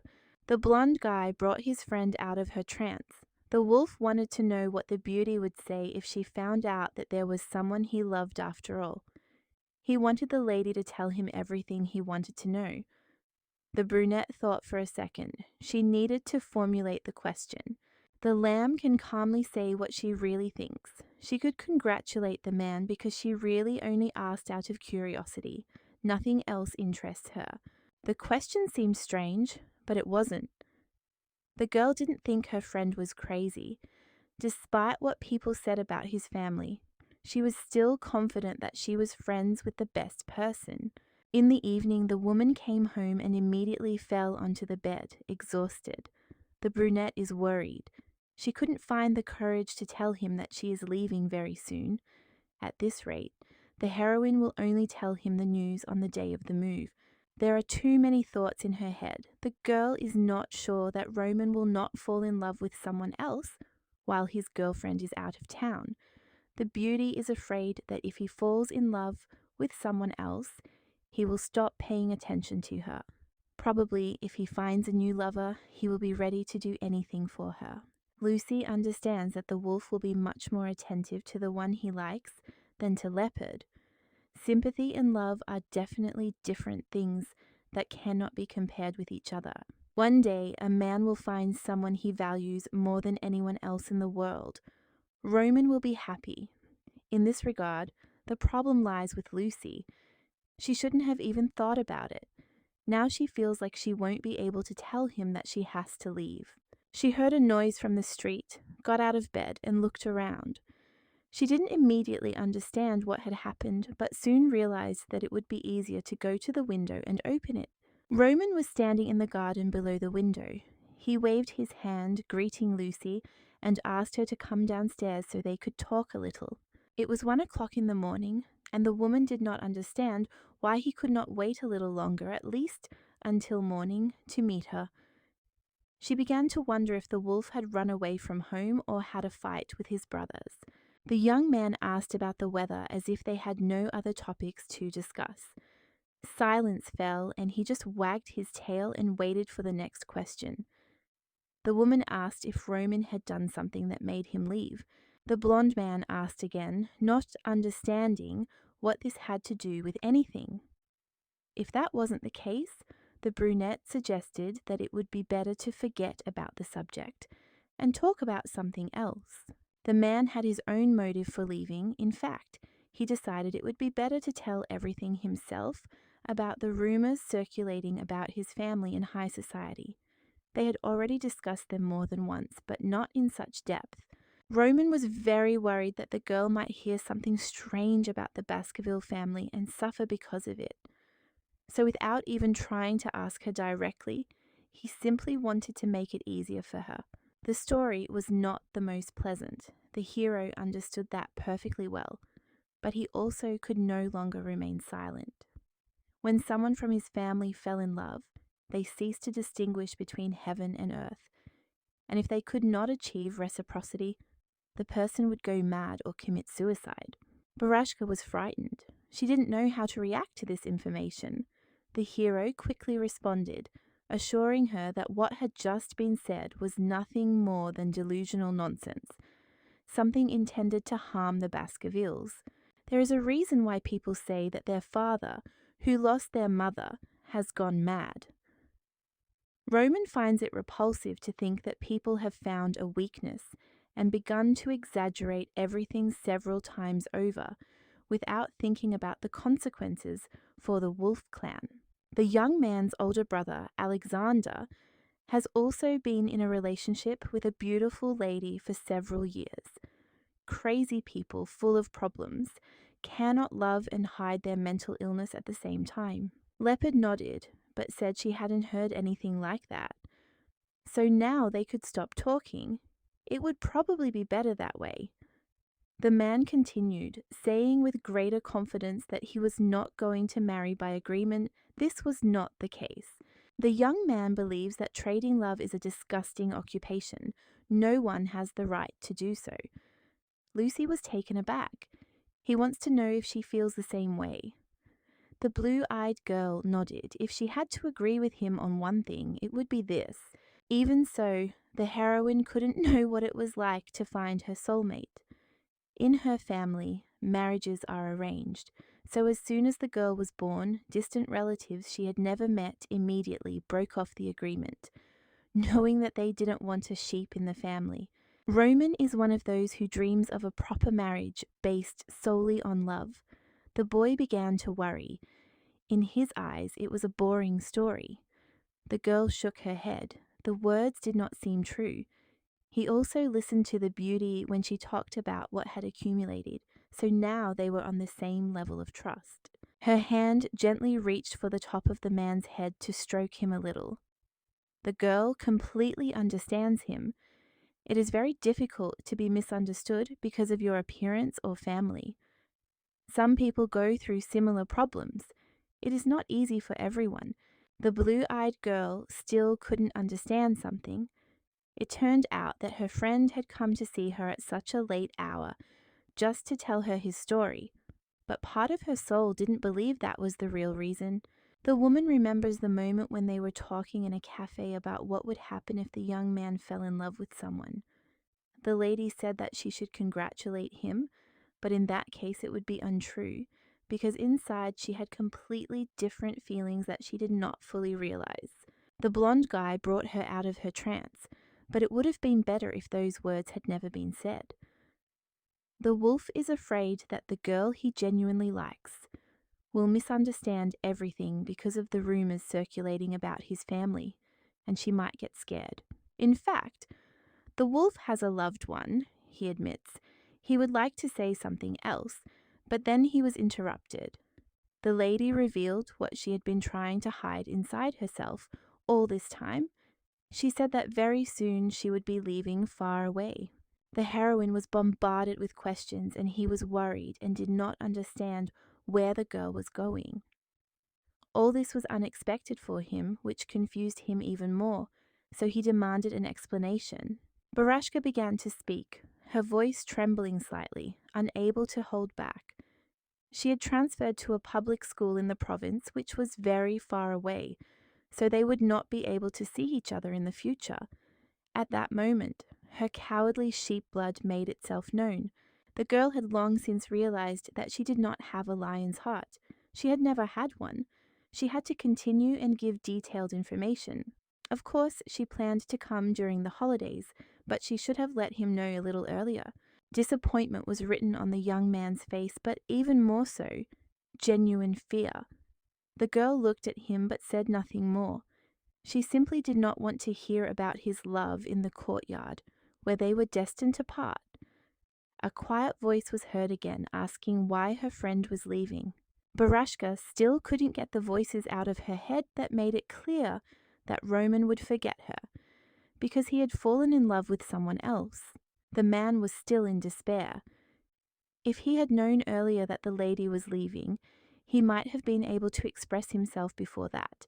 He suddenly understood, and his tone of voice changed in a second. Baskerville asked why he had been told at the very last second, since the decision to leave had been made long ago. It would have been better to say something a little earlier, thus doing both of them a favor.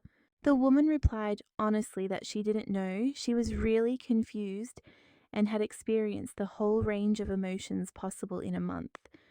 But it seemed better to explain that even if she moved, it wouldn't change anything in their relationship. It turned out that the lady was leaving her noble family because she wanted to live freely. Before moving on to a new life, Lucy obviously decided to use Roman just to play around. She objects and reaches out her hand to stop the wolf, who has jumped up, but he pushes her hand away. When the beauty decided to leave, she should have thought at least a little about her friend. He doesn't understand her and is completely confused. Of course, the blame lay on the shoulders of the main character. She couldn't forgive herself. Jumping up after him, the girl shouted to stop him, which, of course, seemed impossible. The young man rushed away, and the blue-eyed girl couldn't ask where he was going. It was too late to do anything. Her heart was beating so hard that it felt like it was going to jump out of her chest. Maybe the man loved her.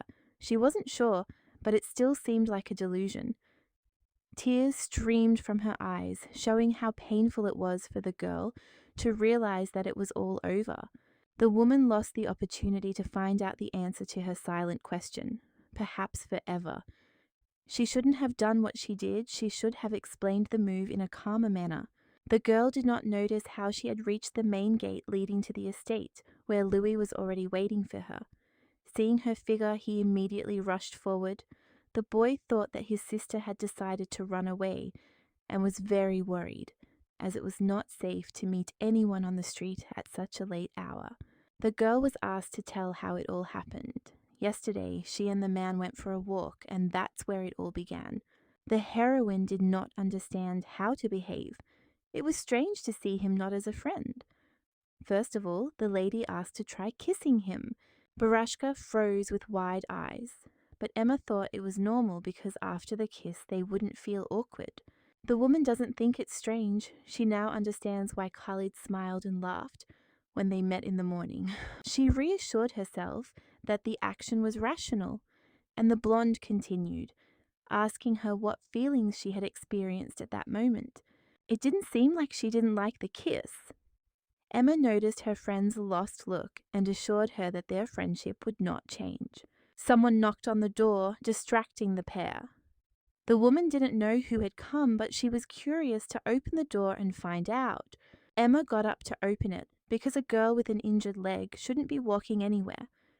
She was surprised when she found herself at the doorstep. A wolf entered the room, The young man looked around and the main character froze as she also did not expect him to come visit her. The man noticed the bandage on her leg and immediately became concerned. The blonde immediately explained that a window in the room had been broken and she had accidentally stepped on a shard. The rabbit did not understand how the young man knew where the lamb lived.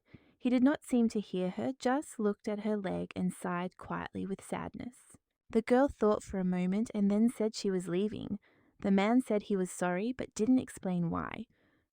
The moment was extremely awkward. Emma misunderstood everything, and the lamb tried to explain it to her but didn't have time because the lady quickly ran out the door. Only the two of them remained in the room. The heroine asked why her friend had come. He asked her to look at his cut. Apparently, the wound was deep. She could still smell the blood. The girl wanted to say something, but her friend acted much faster than words, picking her up in his arms and not allowing her to walk on her own. The blue-eyed girl began to scream, asking what he was doing, saying that if necessary she could go to the hospital herself. Roman carried the lady to the carriage, and she reproached him for worrying too much about trifles. The hero turned away. It was he who had broken the window in the room. The young man felt terrible. He thought his friend was unwell, so when he walked past, thinking she was asleep, he threw a small stone. He couldn't find the strength to tell the whole truth. Lucy looks at him with an enchanted gaze. It's obvious that the hero came yesterday because he was worried. The girl should accept payment for the hospital and the broken glass. The wolf suggests that she should also tell her parents. Her friend laughs. That's too much. The brother knows that some people need more time to calm down after a quarrel. It is better not to wait for a better time. Then everything will happen. Suddenly they will make up. The lady should tell the boy to be more careful at night. Maybe there will be some way. Roman stopped appearing in high society. And now, wherever Lucy went, she couldn't find him anywhere. The heroine no longer hid on the balcony. At the next event, the lady stood at the end of the hall and looked around, hoping that this time the man would come, at least like that. Her eyes were sad, and after an hour the lady began to realize that Roman would not show up again. Unfortunately, he had indeed decided never to see her again. The girl was distracted when a beautiful woman with dark hair appeared in front of Leopardy and asked if her friend remembered her. The brunette turned out to be Sue Kane. They had been in the same class before, and she had been the captain of the horse riding team. The girl liked how the lady trained, even though she was just an outside observer.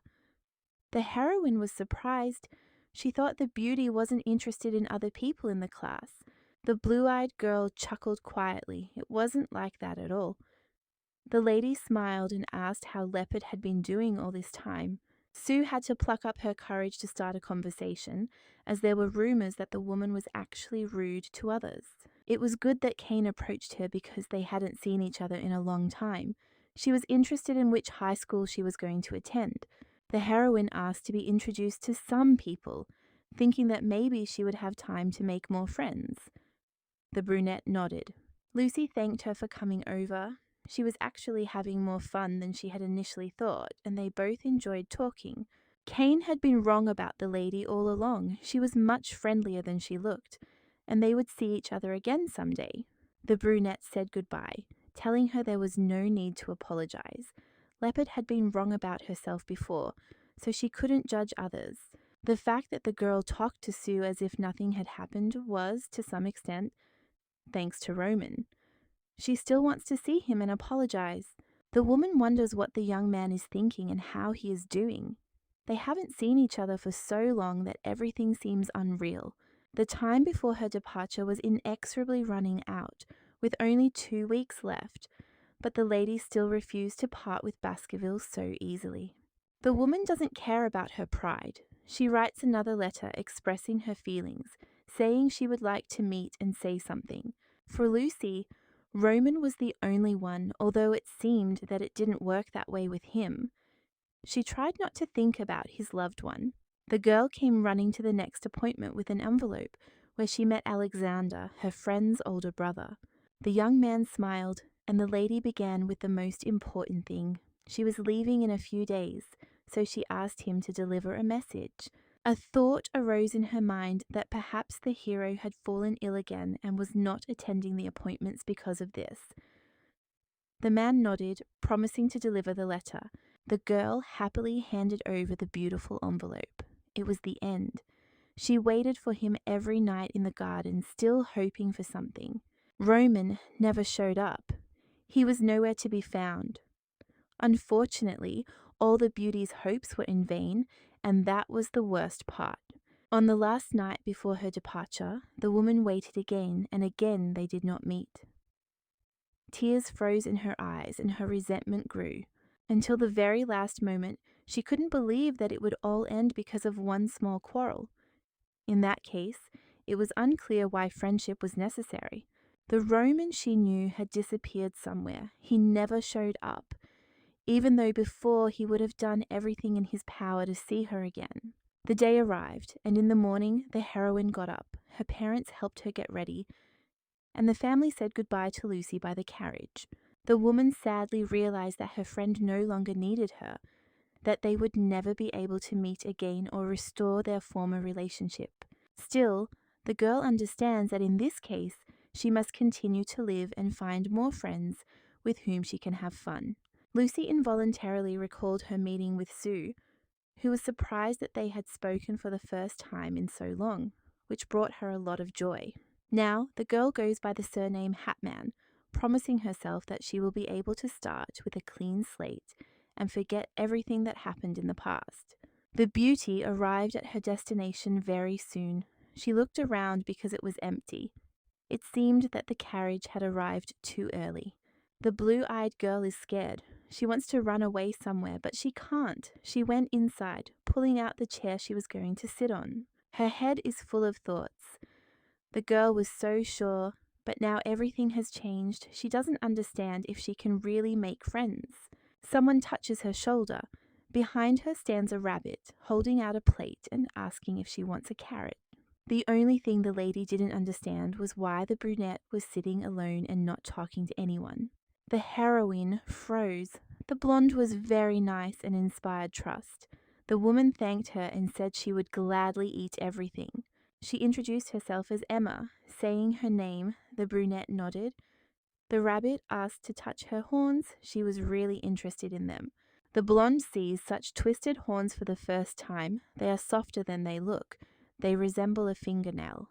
The girl laughs, asking how the lady takes care of them. Surely she applies cuticle cream. Emma's friend uses the same one, and she likes how the horns look after applying it. The beauty doesn't understand why her new acquaintance has such a surprised expression on her face. The blue-eyed girl remembers how in the past everyone pretended that the sheep didn't have horns. The woman asked to touch Emma's ears. Someone agreed, putting their suitcase on the table, and two people flinched. A handsome man with green hair asked for a carrot, too, to treat her, and the girl nodded and handed him a piece. As it turned out, the young man's name was Khalid, but he could be called Col. Emma guessed that he was a retriever. The brunette thought it was inappropriate to ask such questions, and the man smiled and suggested she guess the correct answer. The blonde didn't have too many options, so she suggested that her new acquaintance was a peacock, since he was a little fancy. The lamb watched closely when she said that the hero had better spit out his food, because if he ate it, he would get burned, and badly. There are no digestive enzymes in the proposed food, and the hero froze with wide eyes when asked if he was a snake. The green-eyed man quietly asked if they had met before, and the woman waved him off, saying she had just arrived and that couldn't be true. Emma started screaming. The snake treacherously put something in his mouth that he couldn't even eat. He should have said right away that he didn't want it. Khalid noticed that the lady's expression discriminated against snakes, and the little girl continued to say that what was happening confused her.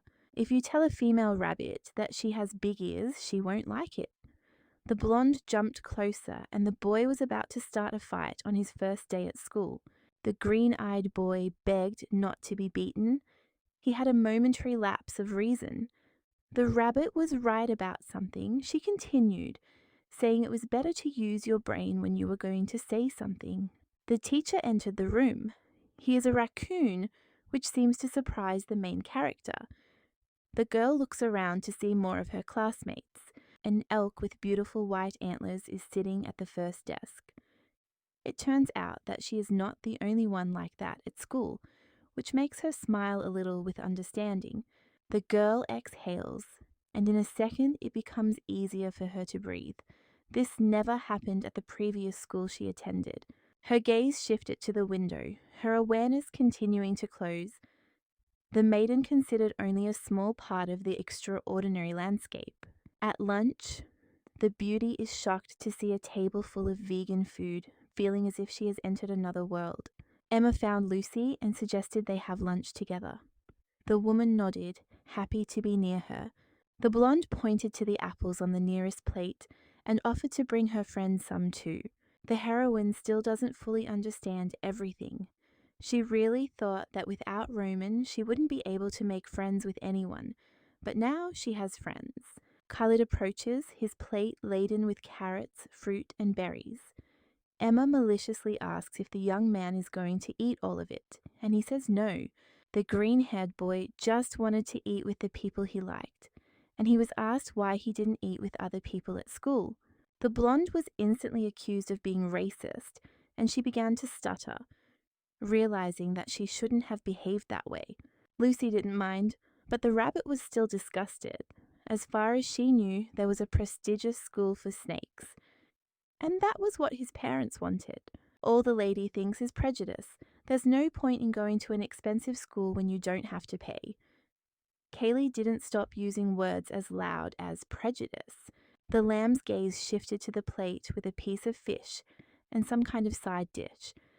She realized that the young man would certainly not be satisfied with this.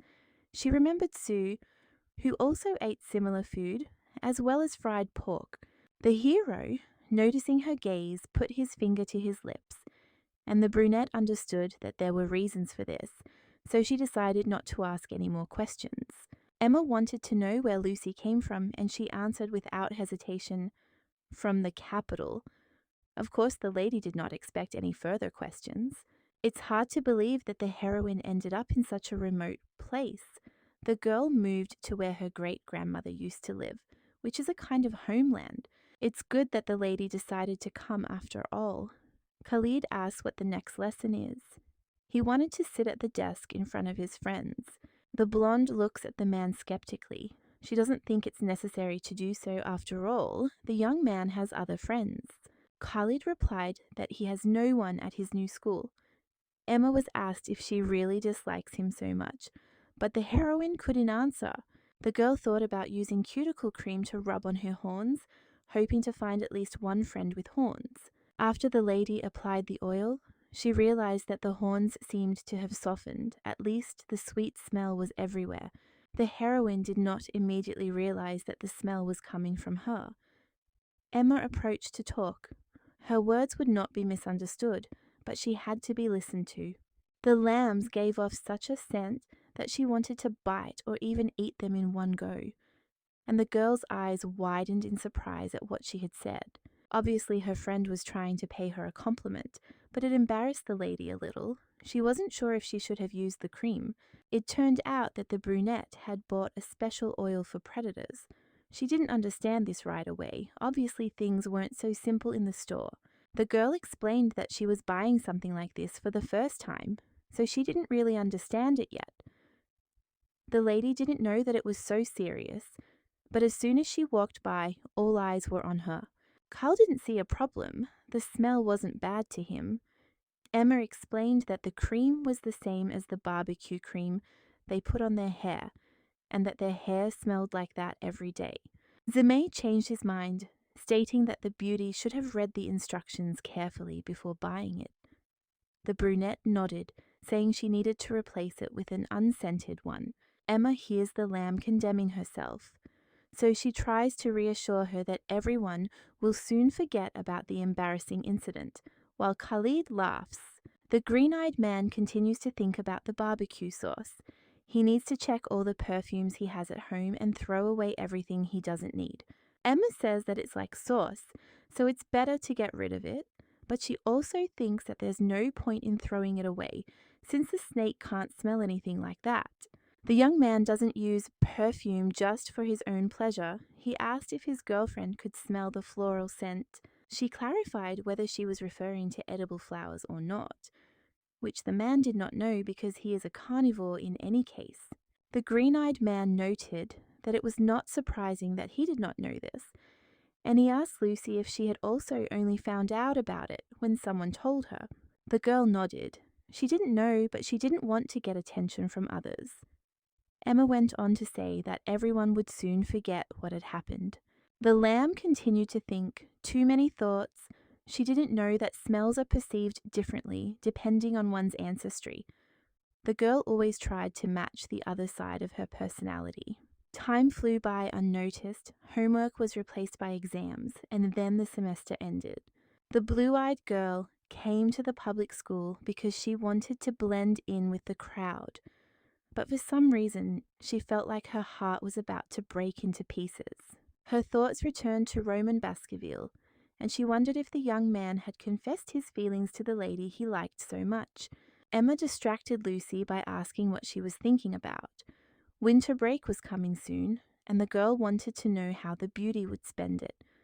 The lady's house was too far away, so the heroine was going to stay at school. In fact, the girl was afraid of something else. She knew that if she went to the capital, she would think too much about her ex-boyfriend. The blonde invited her to her place because her friends really wanted to meet him. Khalid said he also wanted to go there. The girl froze. She didn't want that. The two began to argue, although the young man continued to smile. The rabbit is funny, but it seems that she really dislikes her friend. It's not that she hates him, it's just that the lady finds it difficult to communicate with him. The blue-eyed girl writes something on a piece of paper. She still can't believe that Roman has decided never to talk to her again. I wonder if her heart will ache just as much if she quarrels with her friends. Tears well up in her eyes again. The heroine can't believe how a man could not write to her, as if they had forgotten each other. The lady is not sure if they were even acquainted. Soon Emma shared the news that a new student had transferred to the school, even though the holidays were coming up. Maybe it was done to isolate him. The rabbit doesn't believe that a child from a wealthy family would willingly come to a regular school. Either his relatives hate him or he is illegitimate. Lucy guessed who they were talking about, and the lady immediately jumped up. They tried to stop her, but the beauty said nothing. The woman runs down the corridor, not knowing where to go. The girl decides that she will not wait any longer, but she herself has betrayed her principles. Even if Roman arrived, the heroine decided that she would never wait for him again. She didn't know if they would be able to reconcile, and it wasn't worth hoping for anything. Stopping, the lamb began to realize more and more that the wolf could not have come from the capital just for the sake of his ex-girlfriend. She heard a painfully familiar voice. Lucy turned around, and there was that very man standing in front of her, asking why the girl was frozen in place. Approaching her, the blonde man asked her to come closer and hug him like before, as if nothing had happened between them. He really missed Leopard. Baskerville knew that the girl hadn't seen him in a long time and had been thinking about him constantly. He approached her and gently hugged her, inhaling the scent of her hair. The young man is right, as usual. The girl really missed him so much that she wanted to see him no matter what. The brunette doesn't understand how it will all end. She promised herself she wouldn't think about her past anymore, but she really couldn't keep her promise. The blue-eyed girl repeats that she has missed him terribly, her gaze fixed on his tail. Roman does not wag it. He is different from the person she once knew. Stepping back, the main character calmly asks why he hasn't contacted her all this time, and the young man turns away. He has no real reason, so he simply replies that he was too busy. The girl doesn't know how to react. Continuing, the hero notes again that they haven't seen each other in a long time, and that this has left its mark. The man looked at the school map but didn't understand anything, so he asked the girl to give him a short tour. She nods, takes the paper, and offers to help. After the day ended, the lady was met by friends. Her friend immediately noticed that something was wrong, so she asked why the girl had left so suddenly. The beauty calmly stated that she had some important business to attend to. The blue-eyed woman still does not understand how the meeting with Roman happened. He behaved strangely. Khalid remained silent until he felt something. The man apologizes for what he is about to say, but he also understands that he must speak up. There is a strange smell coming from the girl, and the beauty should take off some of her clothes. Emma reacted violently, screaming indignantly. The rabbit led her friend away, and Khalid tried to stop them, explaining that he just wanted to warn her. He asked if there was a costume for practice so he could change into it. The lady did not understand. She looked frightened because what was happening, although wrong, was causing her anxiety. The woman changed, and now everything was fine. Emma said that even before that, she hadn't smelled anything, and that Khalid should go to the hospital. The man took the dress and locked it in a suitcase, ordering her not to touch it, not even to try to touch it, otherwise it would only get worse. The blonde decided to ask the blue-eyed woman a question when she came out. Perhaps the girl had been with someone or touched something strange. According to the snake, the smell was reminiscent of something that could not be transmitted through a light touch. And he also asked if the lady had met anyone before returning. The realization was reflected in her pupils, but the heroine said she couldn't remember anything like that. Emma argues with her friend again for making the situation worse. The man asked her to stop, saying that they have known each other for a long time. He asked her to change her clothes because he found it strange. If she didn't change, the lady wouldn't be able to attend normal classes. Khalid asks him to stop touching Lucy because he is already at his limit and does not want to continue the argument. While the guys continue to argue, the girl reflects that she shouldn't have lied and doesn't know why she acted that way. Rumors spread that many had seen the new student hugging someone from the school in the hallway. The romance was worthy of a novel. Khalid noticed that Hatman, while listening, was distracted from their conversation, as if nothing had happened before. The man urges her to tell him at least, but turning away, the lady repeats that nothing happened. The girl is still confused because Roman has arrived. Lucy herself did not notice how time had passed. Someone touched her shoulder to tell her that the lesson was over, and a friend suggested going outside for some fresh air. The girl asked again what the smell coming from her yesterday was. The young man knew it was related to the wolf, but replied that it was just a little dangerous. There was nothing special about it. Carl asked her to come straight to him if her friend was suddenly being bullied, as he understood that he could help. The guys met up with Emma, and they went to lunch. The girl looked at her plate, realizing that she had absolutely no appetite to eat. Because of Roman, her head was in complete turmoil.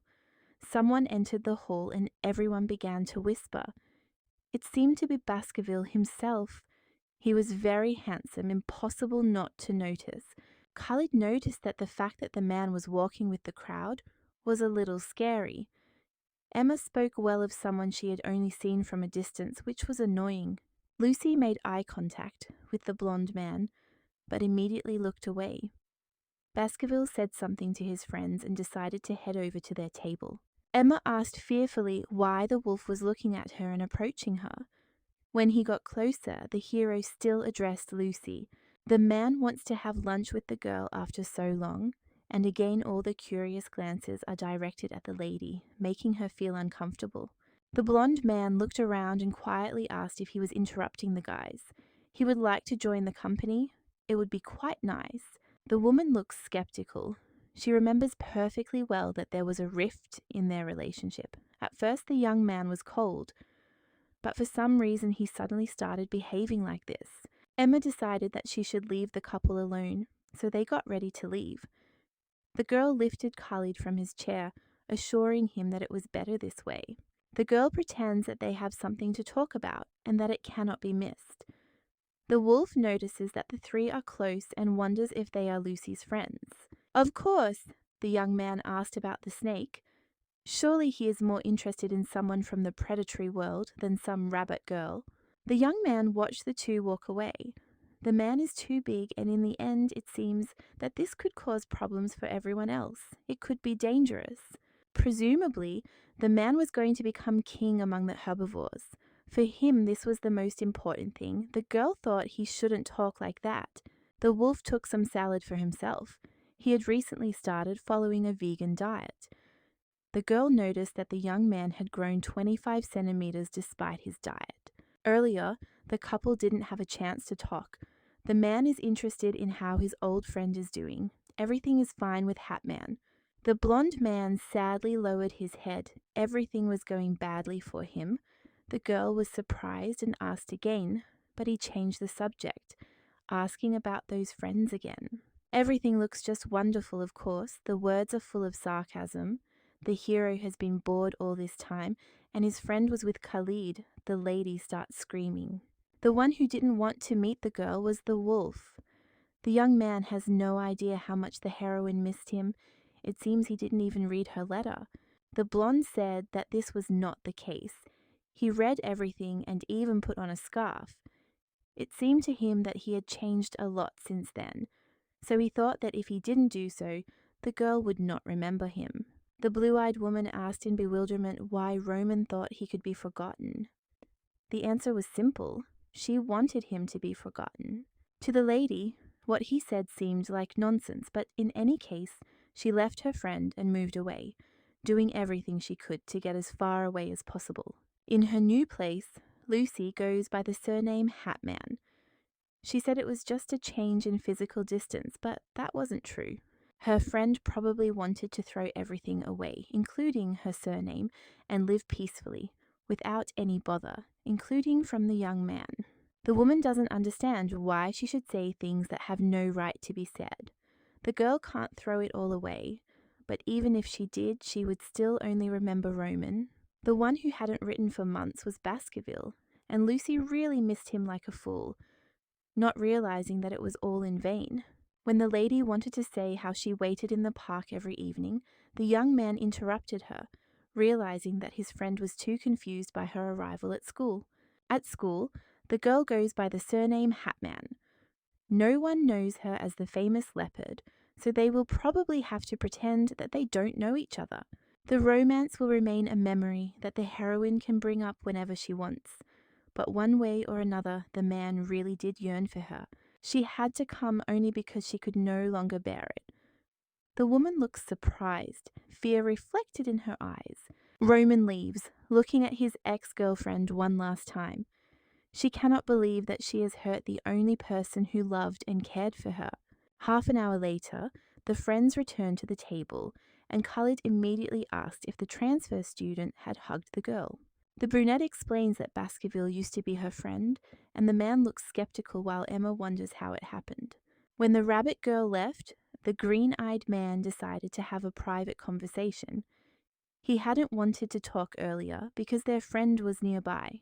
The young man asked if Roman was her ex-boyfriend, not just a friend. The girl shook her head. They had often hugged each other before, but had never been in a relationship. Khalid raised an eyebrow. A strong embrace with someone of the opposite sex did not imply friendship. The blue-eyed girl froze. She had never looked at the situation from that angle. The man advised her to either start dating or stop hugging. Right now, the lady looked like his girlfriend, which did not reflect well on her. Emma returned, and the young man immediately began to smile, asking if she had washed her hands well. The guys were talking about something, leaving the lamb behind. The girl is worried about what will happen next.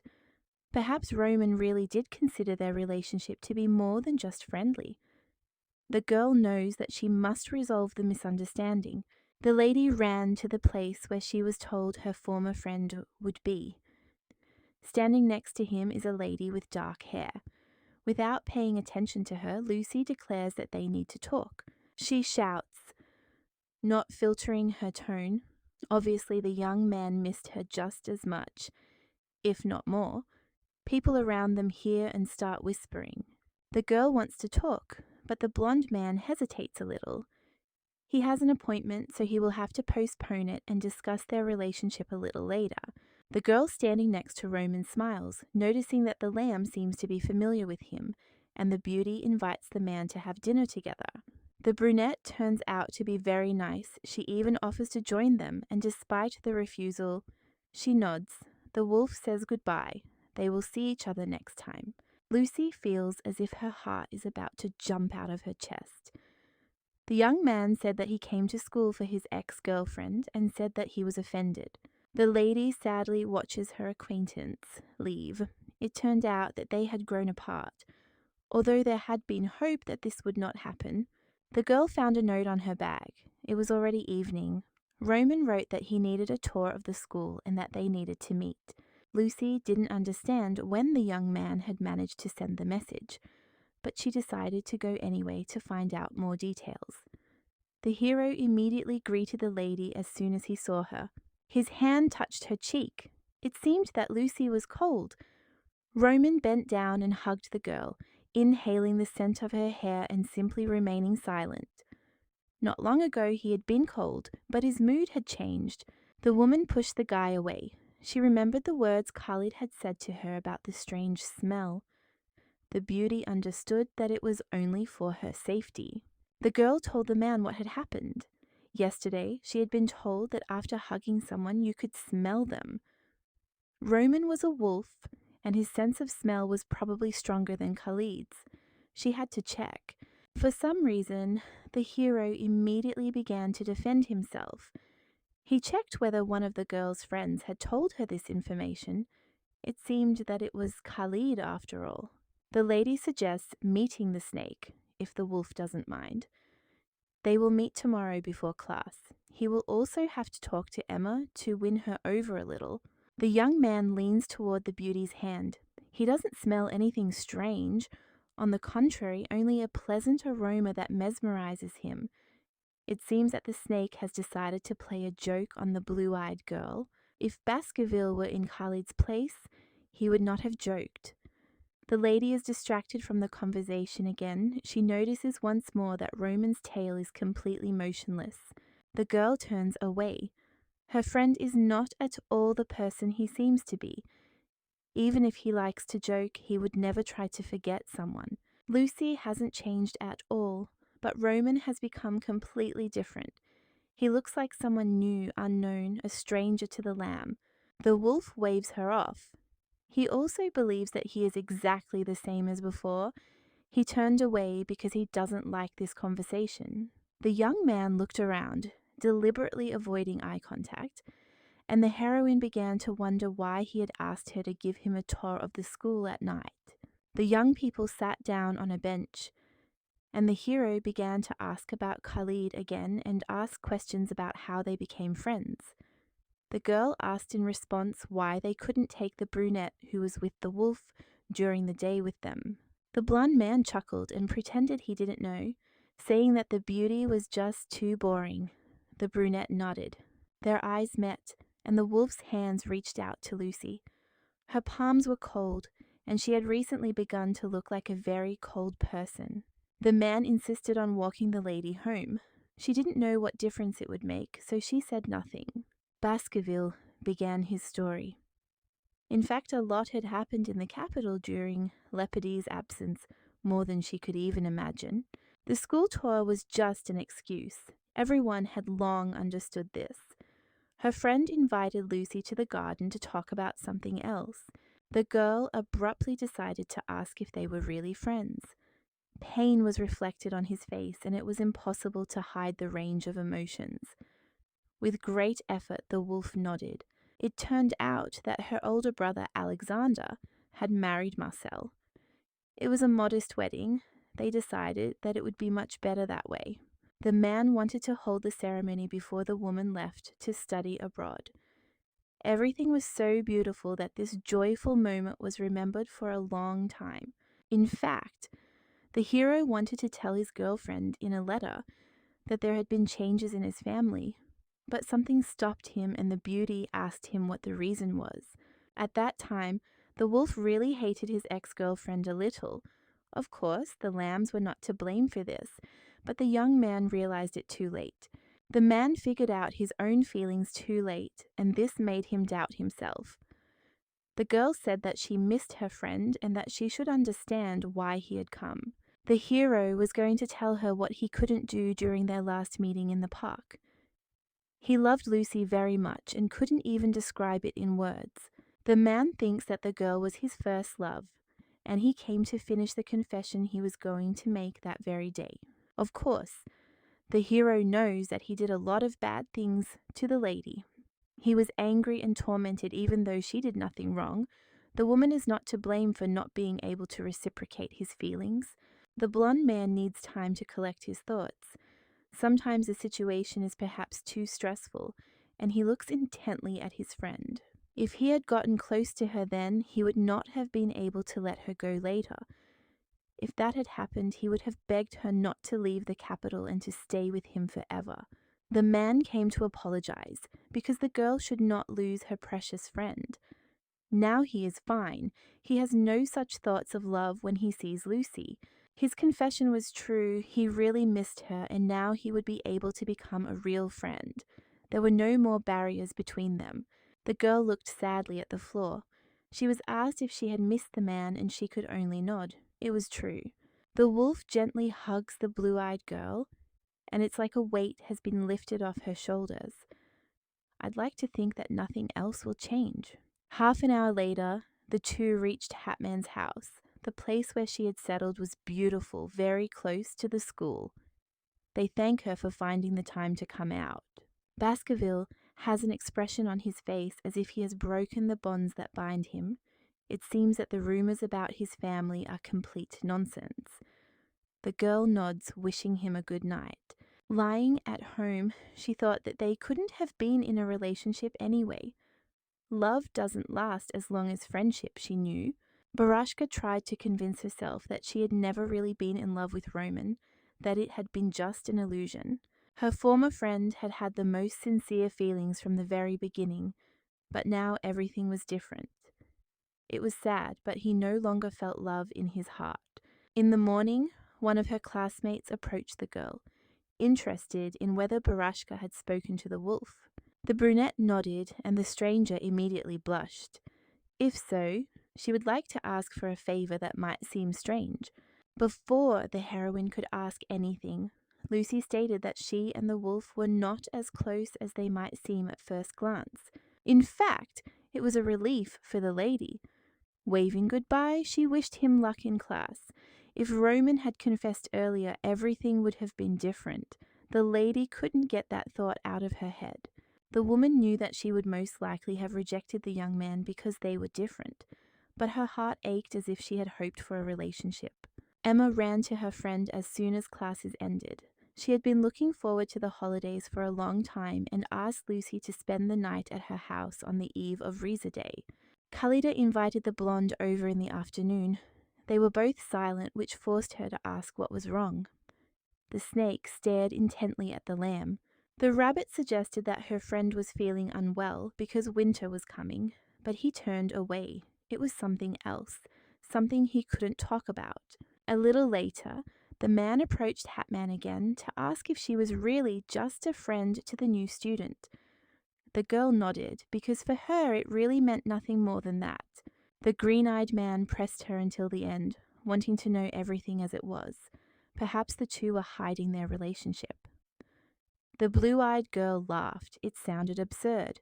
If the couple really wasn't true, as the rumors said, Khalid said that was too much. The hero thought for a long time about whether to tell the truth or not, but finally made up his mind.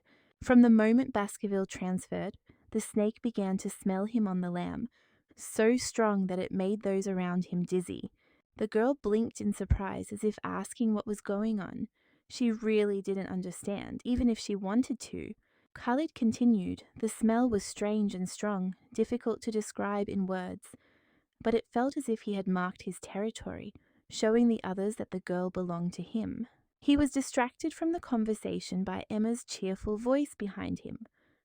A wolf was standing in front of them, which, of course, had not missed the opportunity to come.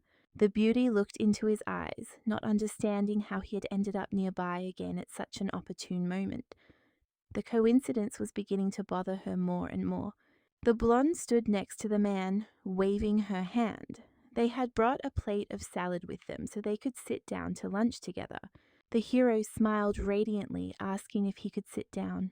The beauty still remembered the conversation about smells. Emma ran up to Khalid, suggesting that they eat together, but he didn't understand what she was getting at, so he pointed to Lucy, who shouldn't be left alone. The girl argued that they needed to talk about an important topic, but the snake was skeptical, saying that such words could only be spoken in private. The young man asked the heroine not to pull his collar so as not to ruin anything. The wolf watched as they left and left the lamb with him. The girl was disappointed. She was going to introduce her friends to her ex, and as she sat down, the hero noticed that they got along well. The blonde suggested that Emma was dating Khalid, and the lady looked at the young man's smile as he listened to what the rabbit was telling him. The brunette turned away. They were just friends. Roman pretended to be surprised. They looked so compatible that they could at least give it a try. Since they weren't in a relationship, perhaps the characters were in the same situation as Lucy and Baskerville. He remained straightforward. The girl decided to start a conversation on a more important topic. The snake said he could smell a wolf on his friend. He was surprised and literally clung to the lamb's hand. Of course, the hero denied everything until the very end, saying that he didn't smell anything, that the smell couldn't have appeared out of nowhere, that it was simply unrealistic. My friend mentioned that Khalid was a good friend to her because everyone at school was herbivorous. Before the wolf came along, he must have felt like he was king of the rest. The man suggested that this was the reason why the guy didn't like him. Khalid had no reason to give in. Roman suggested that it was boring in this place. The girl didn't understand what he meant, but it was obvious that Emma and her close friend were constantly spending time together, leaving her alone. It was as if cold water had been poured on the heroine's face. She froze when she heard the truth. The wolf thought that she would probably be spending all her time alone. Roman began to ask about the eve of Riza's day. Perhaps Lucy would have free time. She knew that the man had no one in his new place, so he would like to be nearby. Smiling, the boy insisted that he wanted Leopard to have no plans. The beauty smiled, but she understood that the young man was lying and did not blush. Emma made the girl promise that she would come to her house, because otherwise there was no point in organizing a meeting. She suddenly remembered that if everything went well, the lamb would become Baskerville's wife. Everyone knows that if you are in a relationship with a wolf, it all ends in marriage, so she had better not make a bad impression. The blue-eyed girl asked again. She couldn't believe that she was being pushed into the abyss of reality, and Khalid intervened in the conversation. Zmei had once heard that this was the curse of the Baskervilles, from which there was no escape. The blonde silenced her friend and asked the girl to think carefully about everything. The rabbit had long since begun to understand that something was brewing. Her friend said that she and the wolf had known each other for a long time. Thinking logically, one could understand that he had a special reason. The beauty was completely immersed in her dreams. Lucy really liked Roman. He always smiled when he was around her, showing his true feelings. When the man asked if they could all have lunch together, the girl's heart almost jumped out of her chest. She quickly figured out what was going on, so even then it wasn't difficult. Zmei interrupted the romantic speech of the bunny, thinking that it was all absurd. Emma cannot call herself quick-witted, reasoning in this way. The green-eyed man turned to Lucy with a more important question, wanting to know if she had passed on what they had discussed the day before. The beauty smiled. It turned out that the wolf said he wasn't sure. The man hesitated and let the guy get closer to the defenseless lamb. He is really dangerous, it's worth remembering that. The bunny hit her friend on the shoulder. He was just jealous of Roman, not realizing that his eyes were filled with this feeling. Once again, they began to yell at each other. Emma quickly changed the subject to Riz's birthday. She asked Khalid if he was coming, and he nodded, asking what gifts to bring. She had to remind him that there was no food for predators in the house, and the man nodded, promising to bring stomach medicine. Lucy began to understand Roman's words. The couple exuded a special atmosphere. The snake pretends that he can eat what he cannot even swallow, which is very reminiscent of the words spoken by the wolf in the past. It occurred to the beauty that the young man was trying his best to be kind, but it was better not to think about it at all, as it only made things worse. The brunette feels like she wants to cry, tears welling up in the corners of her eyes. If only she knew how much she would regret it, she would feel even more melancholy. The girl received a letter asking her to show him the city. She struggles with the desire to agree, but in reality she does not want to, as the young man already has so many friends. A little time passed and the school holidays began, which all the high school students had been eagerly awaiting. The blue-eyed girl was sleeping peacefully until someone knocked on the door. She thought she should go to the door, but then a pebble almost hit her from the window. Roman was standing on the street below, waving his hand in greeting. The blonde had come in person because he had not received a reply to his letter. It turned out that the man had been calling the girl for some time, and she apologized, saying that she had been sleeping so deeply that she hadn't heard anything. It was actually still very early in the morning, but her friend asked her to come down to him, and the lady did not answer. His gaze focused on the scarf that the wolf was still wearing. Unfortunately, his ears and tail were not moving, which meant a lot. The hero is surprised that he couldn't get through to Lucy, even though it's vacation time. He casually reminds her that he can't talk to anyone because he has no friends. Half an hour later, the lamb changed her clothes and came down after all. The man escorted her to the carriage, promising to treat her to something delicious. The lady couldn't help but comment on the scarf, which Lucy had knitted, so the gift was important to Roman. She nodded, asking where in the city they were going. The girl didn't know the area very well, and the wolf nodded. To tell the truth, he didn't know much either. The guys from school had talked about some places, but he had only managed to find out about a few. The girl quietly asked which friends he was talking about. Of course, they were some classmates. They often went to those places. The beauty said she wasn't hungry, and the man suggested they drink some hot tea and helped the lady out of the carriage. The young man asked what was wrong because he noticed some changes. The girl said that it was strange for her to see a face so high up. It wasn't that the man was unrecognizable, and that was good. The blonde smiled and they went into the restaurant. The girl was drinking tea, but then she was asked to hold out her hand. Her palm felt cool. Sheep usually keep their distance from each other in winter, but in summer they are together again. Perhaps the words meant that the lady wanted to stay away from the wolf, but she doesn't know. He asked why the lady didn't go home. The girl came up with a reason, all because of preparations for the next semester. The holidays are quite short. Even when they are together, the heroine feels sad and does not understand why she went home. The dishes were served, and the girl heard a question about what she was going to do, and she asked in return. The young man said he would get used to the new place. Mitch invited him to his place. The lady realized that something was wrong. Roman's kindness had disappeared somewhere. The girl doesn't want her friend to have more fun tomorrow than with her. She is no longer special to him. There was no news from the guy for 2 days, and the fact that they were trying to be friends didn't sit well with the girl. The blue-eyed girl began to feel jealous. She had constant thoughts about wanting the young man to be with her, but she also wanted to get rid of that feeling. The beauty couldn't tell Emma about her feelings. She was too kind. She needed to find someone else. Khalid could be a good candidate, but the girl didn't know if she could tell him everything. The day of Riza arrived, and the beauty went out with the wolf, who showed her where she could go. The young man got the girl a toy with a machine gun. Where he knocked it out, he noticed that he was athletic. The girl was given the toy, and she thinks that she should have gone with Emma.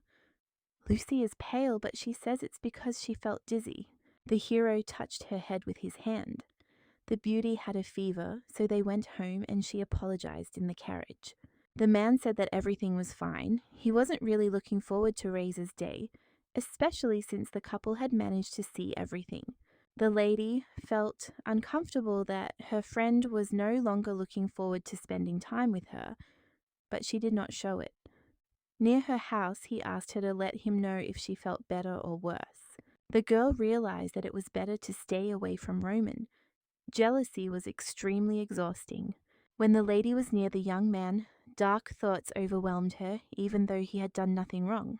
Lucy didn't know what to do, but her thoughts were interrupted by Khalid, who had come to visit her and was standing on the doorstep. The man asked for help, and when asked about Emma, he said that she would also visit her friend soon. The brunette did not expect her friend to confess his feelings to the rabbit, but he did so after much deliberation. The lady led him into the living room and asked how she could help. Emma needed to be told that the snake was a good person. He was pleased to know that Lucy thought so, but he had to wait for Emma. The girl reassured him, and the young man understood that his friend would not judge him. He really wanted to reunite with the one he liked. The hero said that he had been interested in the girl from the very beginning and could describe her wonderful qualities and appearance for hours. From the very beginning, the young man wanted to touch the girl's ears. She was so cute that it was difficult to restrain himself. At first, the snake couldn't imagine falling head over heels in love, but everything changed, and he doesn't know why it happened. The lamb knows that Khalid is a kind man, and she is confident that he will treat his woman well. Emma is very cowardly. The snake relies on Lucy and her help. The lady couldn't believe she had become such a person. The man continued to beg the rabbit to tell her how wonderful he was, promising to do anything in return. The girl has the right to ask for whatever she wants. She tried to help anyway, and now an opportunity has opened up. There was no reason, but it was scary that the advice would backfire. Still, they talked and the hero left. Soon, Emma ran to the estate, and the girl asked why this had happened in the middle of the night and what had frightened her. The blonde lowered her head. She didn't know what to do because Khalid had confessed his feelings, and the lamb behaved as if she didn't know. Everything was fine while the two were playing, but then, during their walk, the hero began to shiver, even though snakes are not usually afraid of the cold. The young man suddenly said that he wanted to date her and asked her to give him at least one chance. The girl smiled. Even she could see that Khalid was breathing unevenly around the lady. There was nothing wrong with him except his origin. The brunette involuntarily recalled that very conversation with the wolf when he thought that friends were dating. Now the lady understood everything. She hadn't believed it then, but now she realized what a mistake she had made in the end. The woman shouted that he should have confessed, after some hint, and not immediately as he had done. The blue-eyed girl remembers that Khalid said he gave hints, but Emma didn't notice anything, which is strange. Even without knowing what kind of person the rabbit is, he says he fell in love. He fell in love with the fantasies he created. Ears, horns, or a tail, characters can fall in love for real. In the past, Roman's tail was special to the lamb. The lady knew that Emma's ears also meant a lot to Khalid, and she was pleased to realize that her friends would start dating. The girl decided to start with the main thing right away, interrupting the blonde and asking if the bunny had feelings. If a woman usually doesn't like something, she says so right away. Maybe she had doubts. For some reason, the image of Roman popped into her head again, and the girl tried to push this annoying picture out of her mind. The girl had never thought of Khalid in that way, and the lamb answered the question in the same way, saying she had never thought that either. Emma doesn't understand how she could have liked the snake. He is cheerful, smart, and actually a little cute. The rabbit always considered them just friends, and now she can't change her mind either. Of course, it was noticeable that the young man was a little different towards the girl, but she didn't understand the truth. Emma behaves just like the lamb did in the past, torn between love and friendship, and it's quite difficult to understand the difference. It's scary to think that it will be awkward to communicate with Khalid, and the lady wants all three of them to continue being friends as before. Lucy assures her that everything will be fine, but the question makes her cringe, because she wants to know if her friend felt the same way she did. The brunette explains that it is better to respond to feelings. Otherwise, the relationship will become awkward. The woman, frightened, suggests that they stop being with the snake and be friends together. The lady quietly asks if the reluctance to meet is really that strong. Lucy asks her to close her eyes and imagine Khalid, which should give her goosebumps. The brunette decides to try something else and asks about kissing, but the woman cries out that she cannot do such a thing. The girl found the right spot, suggesting that she imagined the snake kissing someone else and loving her. Emma admitted that it felt a little strange to think about such a thing, but the girl said that maybe the reaction would be better if she imagined it was her. The room was silent. The blonde lowered her head, not immediately understanding how to respond. Although Lucy liked her friend, she didn't like this idea, but it became clear that she did have some feelings for the young man. The woman suggested they start dating, thinking that the lady might be sad if she refused and he went to someone else.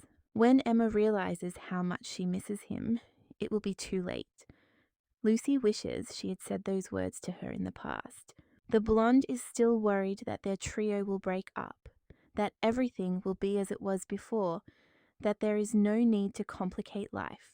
It's better to try practicing dating Khalid. The rabbit won't be alone forever anyway. The lamb has never had a romantic relationship herself, so she can't say much. The blue-eyed girl missed her chance, and the girl suggests letting her know if something changes over time. The blonde was getting ready to go home, but asked her friend to listen to her worries next time, and her friend nodded. Returning to her room, the lady fell onto her bed, tears streaming from her eyes, wishing that the past could be different. In the morning, Khalil arrived to clarify what to buy for Lucy. She was skeptical, thinking that such questions should be asked of Emma. The man began to laugh, completely forgetting that the girl was now his beloved. Barashko began to be frightened by the young man's elevated mood. He had come to keep his word and deliver the news. Earlier, the hero promised that if the brunette helped him, he would do whatever she wanted. Lucy would always be his friend, the one he also loved. She had helped him in matters of the heart with flying colors. In the future, the woman can ask for any favor. The girl nodded. She will think about it at her leisure. Now that it's all over, Emma needs to be treated as well as possible, and the lady sees her friend out onto the street. Although the lady is surrounded by those who are important to her, she feels lonely. She knows nothing about this feeling. The girl decided to rest and not go anywhere during the holidays. She needs something, but she cannot replace the wolf. The lady doesn't know what she was looking for when she came to the city. Perhaps she was just trying to throw something away. The next morning came, and when she got up, the heroine started sneezing. She had caught a cold. The girl saw a wolf toy on the table. The window was open, and the wind made her incredibly cold. Something had happened during the night. The girl did not return home yesterday for the holidays, and therefore caught a cold. She constantly thinks about her homeland. Once again, the blue-eyed girl imagines kissing Roman. She can no longer bear it. One detail confuses her. The window seemed to have been open, but now it looks like it has cracked, and it's not because of the wind.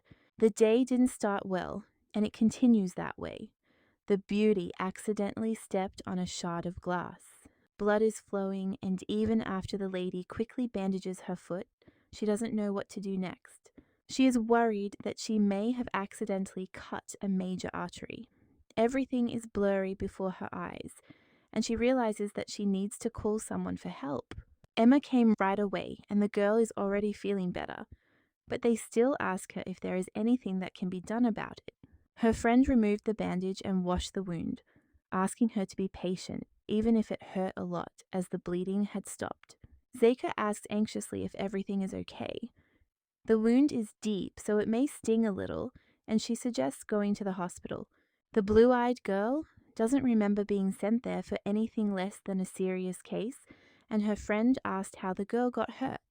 The window broke, and unfortunately, the girl didn't even understand how it happened. It was just some kind of mystery. Emma shouted that she should be more careful, that if she didn't know, she shouldn't spread rumors. Just in time, the heroine decided to change the subject. She heard that the blonde had agreed to go on a date with Khalid. The girl was asked to tell how it all happened. Yesterday she went for a walk with a man and that's where it all began. The heroine didn't know how to behave. It felt strange to see him as something other than a friend. First, the lady asked to try kissing him.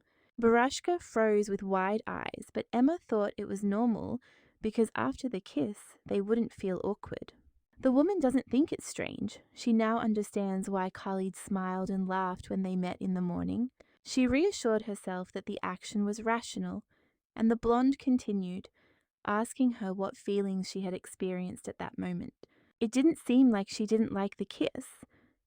Emma noticed her friend's lost look and assured her that nothing would change in their friendship.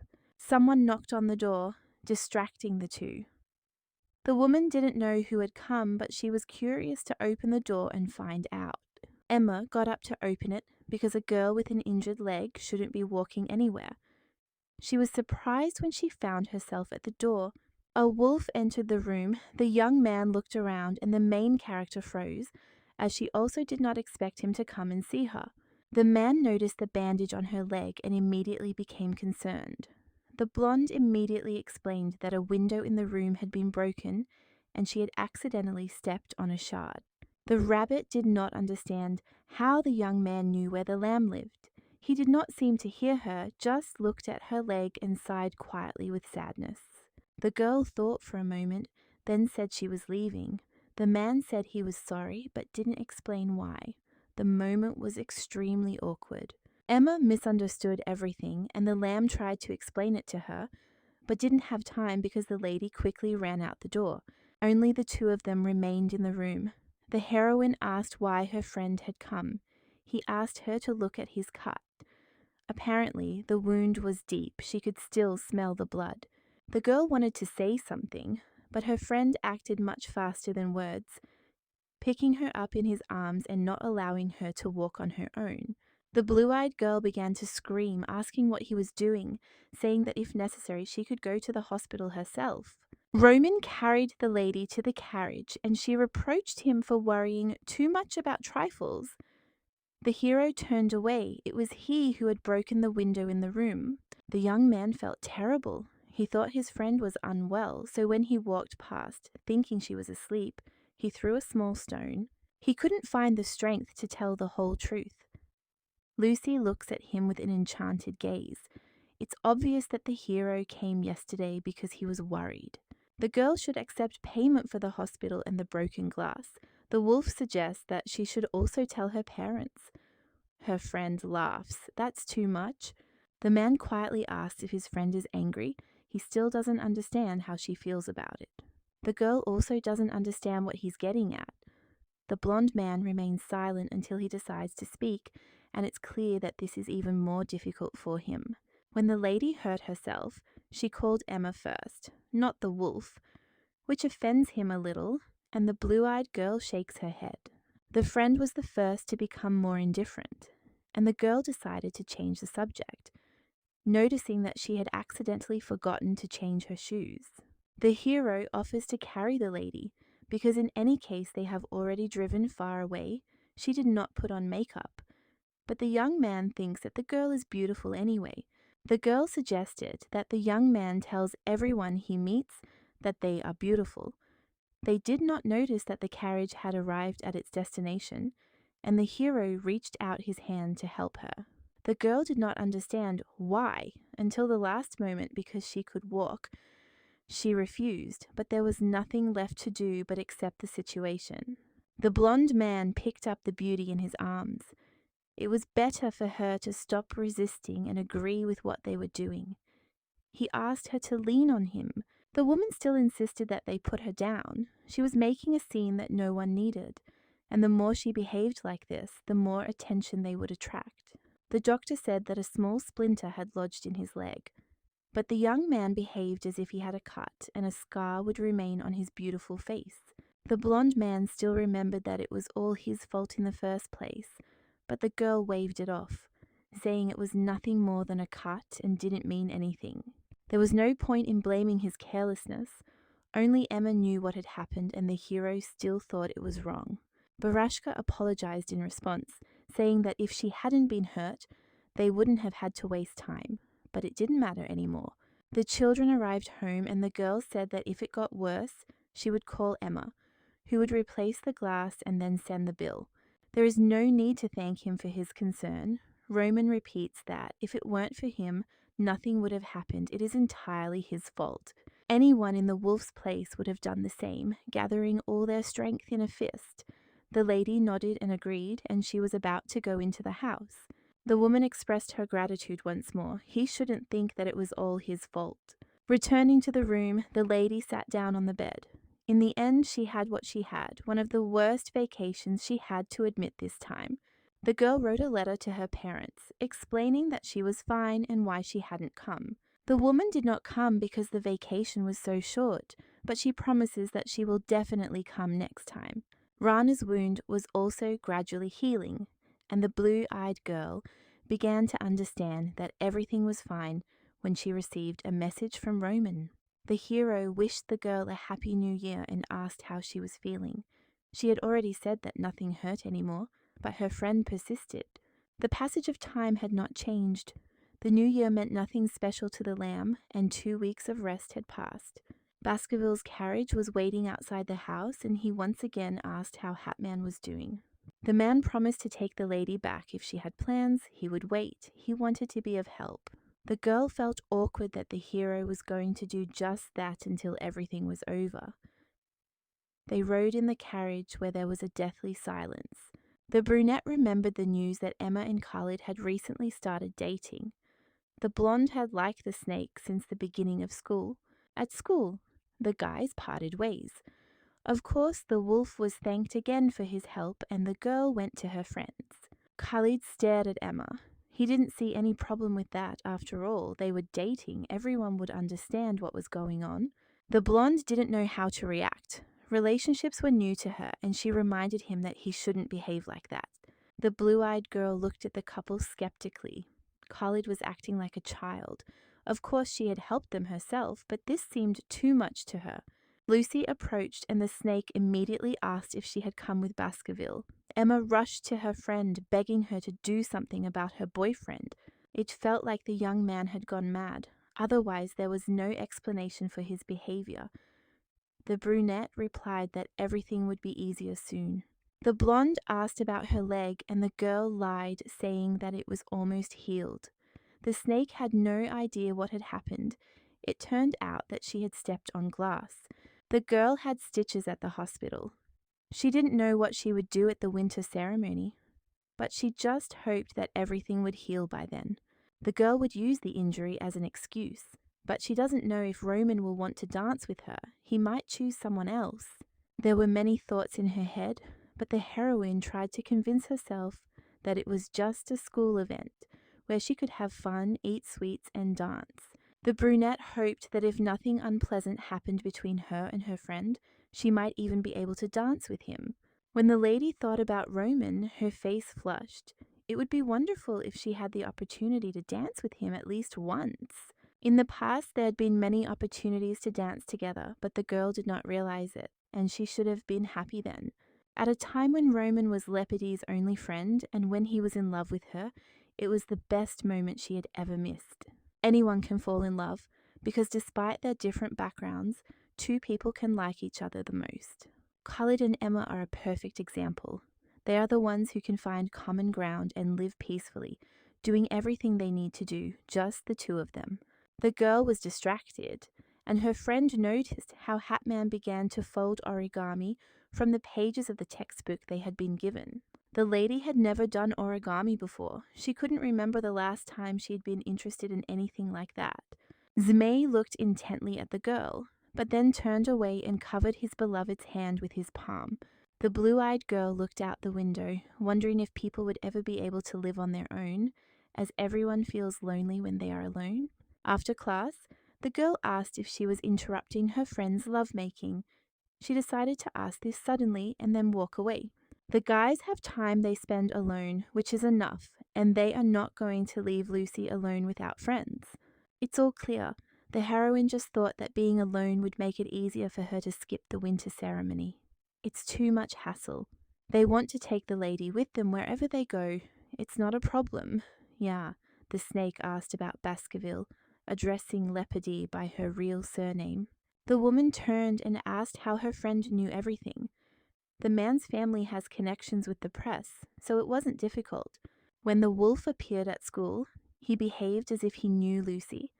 They were friends, but they had to meet in a very strange place. The incident with the cuticle cream showed that the lady was among herbivores for the first time.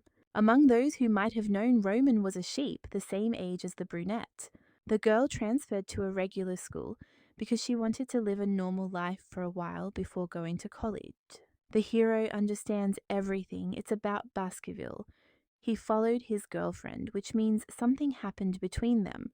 The brunette told the truth. Before she transferred, she had a big fight with him, and he said he did it because he wanted to make up.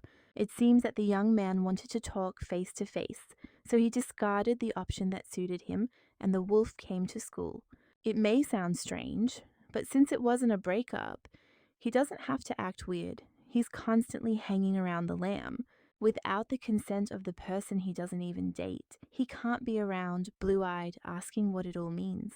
Someone threw a large ball, and at the last moment the snake heard the sound, cutting through the wind, and quickly deflected the object. The man was very angry and did not understand who had done this. He looked around and then noticed someone. His face became even more aggressive. Baskerville stood a few steps away from his friends, and her behavior could not be linked to anything. The girl asked for an apology. She was hurt. Turning around, the young man simply said, "Sorry," as if he didn't care. Khalid watches the departing wolf. He still doesn't understand what their relationship is. If he's just a friend, it's better to do something with him. The girl is left alone with her thoughts. Perhaps the hero has learned that her leg has healed, and she has informed him that she will travel alone tomorrow. Now the lady can walk on her own without any problems, but the wolf is skeptical. If she strains herself, the wound will not heal completely. The man brought up another topic. Earlier, Lucy said that they would always be friends. The guy wanted to know if his friend had said the same thing to Emma and Khalid. He felt very lonely and hadn't gone anywhere in a long time, so maybe it was time to start making new friends, just like the sheep. The girl did not respond. The next morning, she heard Emma ask about the ceremony. Because of her leg, the lamb would not be able to go there. Emma realized that the heroine was trying to spread a rumor that she would not be going to the party. But her leg had been fine for a long time. As far as the girl suspects, Baskerville may ask her friend to dance before the end of the week. No one knows the truth. After Roman said he was lonely, the conversation ended, and they rode silently in the carriage to school and back. It would be much better if they had a fight. The lady caught herself having strange thoughts and constantly. The girl overheard Baskerville's discussion when she entered, and the girls immediately fell silent. The lady said that they were just friends, and now she proved it to Emma, realizing that she was right. Her friend suggested that the three of them go together, but the lamb refused. The woman doesn't want to see the wolf dancing with someone else. The only one who missed the opportunity is the main character. The girl explained that she would be fine. She planned to stay home and rest. Nothing would happen. In an instant, Leopard realized that she was lonely. In fact, she was confused and did not understand what to do next. The guys were driving home, and the man asked if his friend wanted to tell him something. She replied, asking if the wolf was tired of constantly driving her home. The day of the ceremony arrived. Emma was getting ready and tried to persuade Lucy to go with her, but the girl said she didn't like events like that. There was no need to persuade her, wasting her energy, so her friend asked her to have fun with Khalid. That morning, Roman drove the girl home again. She didn't understand if he was busy, and the blonde man couldn't believe that the girl really wasn't going anywhere. The man knew perfectly well how much the lady disliked parties, but in fact, she began to like them after she met her first friend. She continued, no matter how many times she went to them, she couldn't get used to them. It was better to be alone. For the first time in her life, the beauty wasn't looking forward to the gala evening, and she asked Roman to have a good time. The morning after the ceremony, the beauty asked him not to come anymore. Her leg had healed long ago, but the truth was that she didn't want to feel jealous. The man came anyway and asked to be driven at least one last time, but the girl had other things to do and actively refused. The woman said that they would see each other at school. She really liked Roman, but they had missed their chance. If the heroine kept her distance, one day the wolf would leave her heart. It was a pity that he had decided not to respond for several months and ruined everything. Before lunch, the lamb suggested that Emma have lunch with Khalid, but she said she was on a diet and wasn't hungry. The girl pretended that she had no reason to lie, although she was simply avoiding places where she might meet Roman. Every day, the lady came to school early and left early too, hoping that when her feelings subsided, they would be able to be friends again. A few days later, Khalid caught up with his friend to ask why she had been avoiding Baskerville lately. The young man replied calmly that he understood what was going on. With a sad look on her face, she sighed. It was true. It was worth noting that the blue-eyed girl had not seen the wolf often even before. Friends often grow closer, then drift apart. Barashka considered herself an uninteresting person, and Zmei assumed that she was having some kind of romantic quarrel, so it was better to continue in the same vein to break the guy's heart into pieces. Previously, the green-eyed one had not spoken out for ethical reasons, but now he could tell the truth. After what the man did at the ceremony, he should be destroyed and thrown out of her heart. He deserves nothing. It was unclear what was meant, but Khalid asked for recognition, and even the slow-witted Emma began to worry about her friend's condition. The man offered to introduce the girl to his friends so it would be easier to forget Roman. Breaking up is not so important when there are many people who like the girl for who she is. The lady heard only one thing from everything that was said. She waves her hand saying that she didn't mean anything by it. They weren't dating. The green-eyed man wanted to understand what kind of relationship they had, but the girl herself didn't know, although it was obvious that she had most likely been rejected. The conclusion is this: Lucy likes Roman, but she is no longer interested in him because she was rejected before anything could begin. Khalid cannot be called a man in various words, condemning him because Leopard is still in love with him. Barashka froze. Tears streamed from her eyes and the man began to get nervous. He did not expect such a reaction, especially one so violent. Later, the hero brought her something warm to drink. He was still worried about her condition. It seemed he had brought her to tears. It seemed as if something had happened between the maiden and Roman, so the snake assumed it was a matter of love. Roman was normal, but this was a problem on another level. The green-eyed man wanted to know everything. He was her friend and wanted to know. The girl decided to tell everything from the very beginning. Their first meeting happened a year ago in the summer. In half an hour, the lady told him everything that had happened. She and her ex-boyfriend had a lot in common. Khalid couldn't understand what was going on, of course. It was clear why Lucy was in such a state. But Roman shouldn't be okay. For some reason, everyone uses his last name, but the girl asked to call the guy by his first name. It doesn't matter to the snake what he calls the one who did such a terrible thing. The girl nodded. She said it was pointless. In any case, the heroine mentioned that she was having a hard time because she was in love with Baskerville. Since Lucy no longer likes him and she has feelings for him, something needs to be done, and for this reason, the lady's heart aches terribly. A wise saying always accompanies Khalida, and the brunette became curious about what it meant. When a person behaves badly, they must have reasons for it. The most important thing is that the lamb is ready to move on. A man can ensure a better future in one fell swoop, and a friend must confess to Baskerville as soon as possible. The snake asks if the wolf rejected the girl personally. The brunette turns away, feeling worse, not wanting anything. Still, it's worth checking. It will be better that way. Since the girl is so worried about it, she will have to gather her wits. The beauty is shaking all over. She still can't understand whether she should trust him and leave everything behind. The blue-eyed girl quietly clarifies that she needs more guarantees. Before this, the lady helped a friend with his relationship, and now it's his turn. The woman suffered greatly. It will be much easier to get through it when she is truly rejected. Later, everything will pass. The evening was cool. The wolf arrived on time. He asks why he was called. The girl has something to tell him. She wants to scream, but the blue-eyed girl assures herself that since she has the heart of a lion, she must pull herself together and try. The heroine says simply that she liked Roman, perhaps it was even love. Baskerville was her first and unrequited love. Khalid didn't just advise her to confess, he asked her to speak in the past tense, as if her feelings were already gone. Roman was honest that before Lucy, the man understands that this is difficult to do, but you have to do the right thing to stay ahead.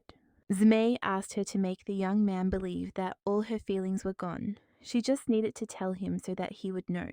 The lady feels relieved, knowing that she will be rejected. It is interesting when the feelings appeared, but she is not sure about anything, most likely from the very beginning.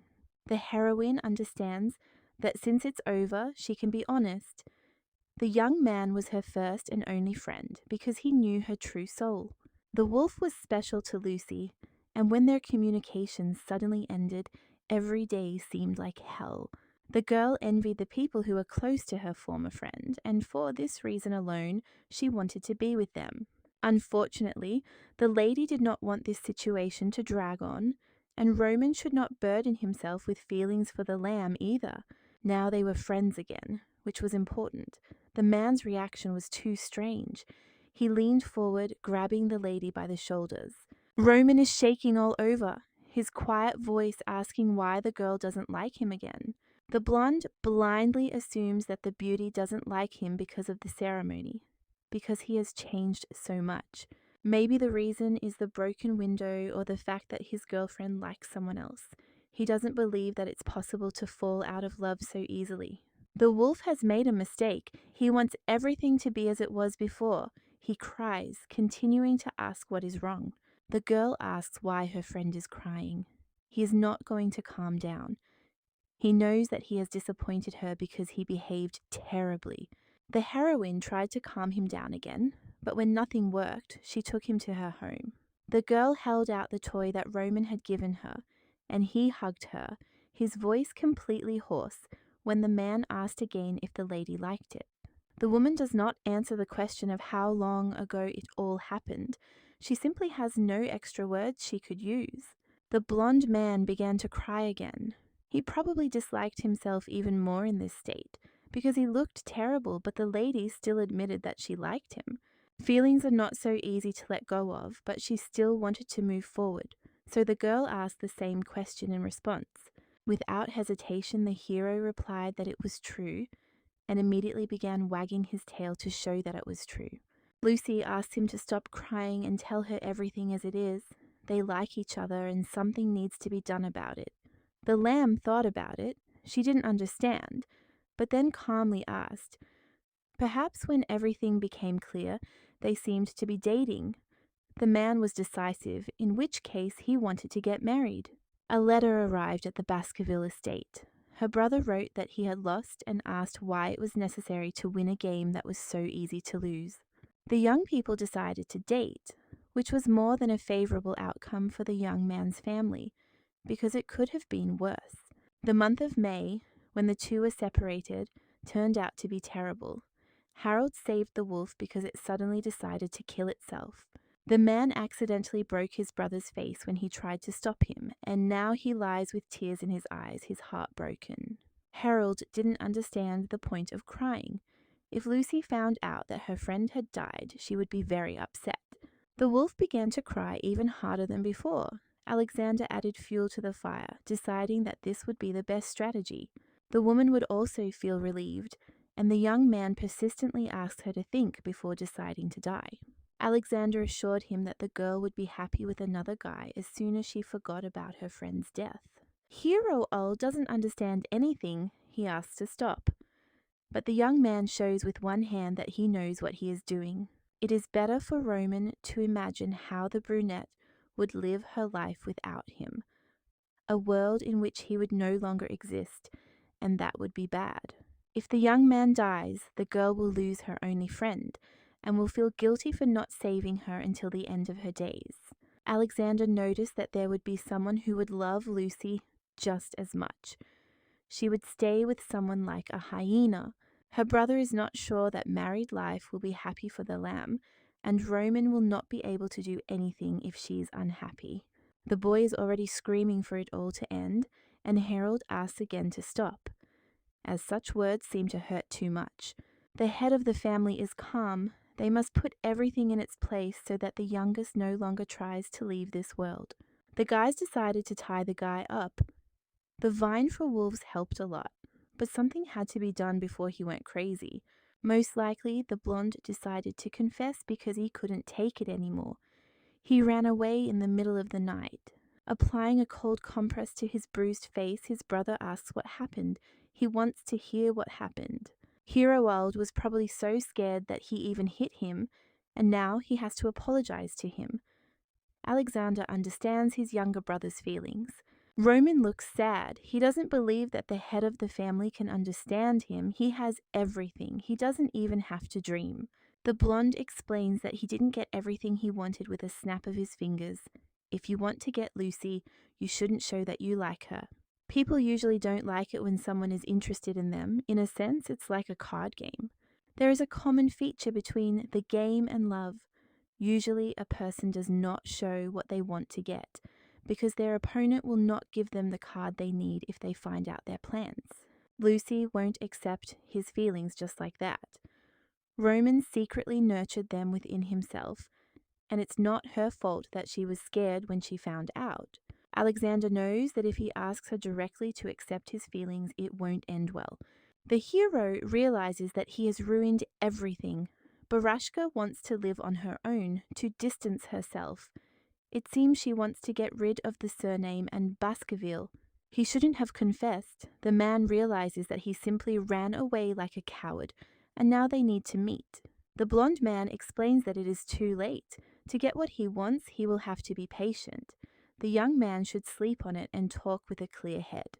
The boy threatens to take him to court, but the family lawyer will, of course, side with the head of the family, and they haven't finished talking yet. The blonde man wishes him good night. His eyes close. Even though he doesn't want them to, he thinks about Lucy. She must be furious. Alexander actually wants to lock Marcel in a cage away from everyone else. He used to think that curses were nonsense, but now he doesn't know how to hide this frightening feeling. Perhaps when the girl learned about his confusing feelings, she decided to run away. She said she would leave town and go to school. The man doesn't even know why the girl is leaving. She said she wants to find herself, but he can't believe that this is impossible to do where she is. The young man asks to be released so he can follow the girl, but he is refused, his face covered in bruises. The man is afraid that he and the beauty will drift apart, and Alexander will have to take responsibility for that. Roman's haste creates a problem. One should not trust only attraction. The blonde promises to help his brother. Quite a bit of time has passed since the conversation, and the young man explains that the girl likes her friend, she just hasn't realized it yet. People only begin to appreciate what they are about to lose. Lucy can only be pursued once patience has developed. It's like hunting. The head of the family knows roughly what will happen if he starts communicating while in a rage. It will all turn into thoughts, and the man will become a different person. The girl must lower her guard without realizing it, and in this way, she will let him go so that she will never dare to leave the young man again. The boy quietly asks if Lucy will really love him so much, as Lepardier has never shown sincere feelings. A letter arrived from a friend, but Alexander did not give it to him, reminding him that he must not read it, that he must not even think about it. Roman still had thoughts of getting his girlfriend back. He wants to marry her and live a happy life. The young man realized that he needed to be patient, threw the letter into the fireplace, and watched as the envelope gradually burned up. The wolf realized that changes had begun, and it hurt him that his body was gradually growing larger and larger. Harold was surprised that the young man had grown so much, and the guy almost hit him, thinking he was just a thief. The blonde man looks very intently, unsure if he will soon be able to get used to the image he already has. The man could only think about Lucy again and whether she would like his appearance. He missed her very much and wanted to see her. His insides are filled with resentment and bitterness. It's not just love, It's almost self-destruction for no reason. Around that time, Alexander decided to marry Marcel, and there were many people around him who were happy for him. The young man couldn't stop thinking about how happy he would be when he experienced the same moment in his life. His brother's tail didn't move, but the girl still looked very happy. He remembered Lucy's words. She always liked how his friend showed his feelings. The man hoped that he would be able to be close to his girlfriend and control his emotions just like his brother. Perhaps that wasn't the worst option. After a while, Roman said he wanted to see his girlfriend. He had learned to hide his true emotions. The blonde felt that if they didn't meet as soon as possible, he would die and not be able to wait for it. The guy suggested that they go there after all, since all the preparations were complete, and the man promised that he would not lose. This time, the girl would definitely fall in love with the young man, and then she would be able to experience everything that Roman had gone through. Alexander noticed that it was fortunate that Lepidi was hiding his surname, as this would prevent rumors when their brother entered school. The hero tried to be strong and went to another city, wondering if his girlfriend was still hurting. He wanted to hope that the wolf was an important part of Hatman's life, and the hero promised that he would pretend that Lucy had missed a great opportunity. The young man hugged the girl as soon as they met, but he promised himself that he would act as if nothing had happened. The days flew by, and the wolf watched Lucy's friends, noticing that the anaconda was behaving very unusually. The brunette was constantly surrounded by those who had become dear to her, while the young man was angry because he had always been told that he was her only friend. The heroine's words echoed in his head. She always thought that something was wrong with her because she was always completely alone. If he were in Roman's place, his older brother would have tied up the lamb and hidden it from the world so that no one could find it. The main character did not want to see his friend sad or as if she was suffering. He only wanted to see her smile. One day, the snake approached the wolf to tell him what he had learned. He had heard that the two were not meeting, but Roman was leaving his scent on her. The green-eyed man seemed to have nothing to worry about, but still, as Leopard's friend, he cared about her. The man regretted starting the game. He felt as if he had lost the ability to even maintain their friendship. When Lucy called Roman for a talk, he couldn't even imagine that she would confess that she used to like his friend. Now that everything has become clear, the hero tells her how much he wants to marry the woman who is so important to him. The wolf asks her to marry him and then date him. Roman really likes the girl, and in fact, it has turned into despair because he has no idea what to do next. The girl is not disappointed that everything is this way. She has always liked the trait of persistence in character, and for a long time she could not even understand herself. Still, it's better to date a little first. The young man became sad because he is afraid that the lady's feelings will change.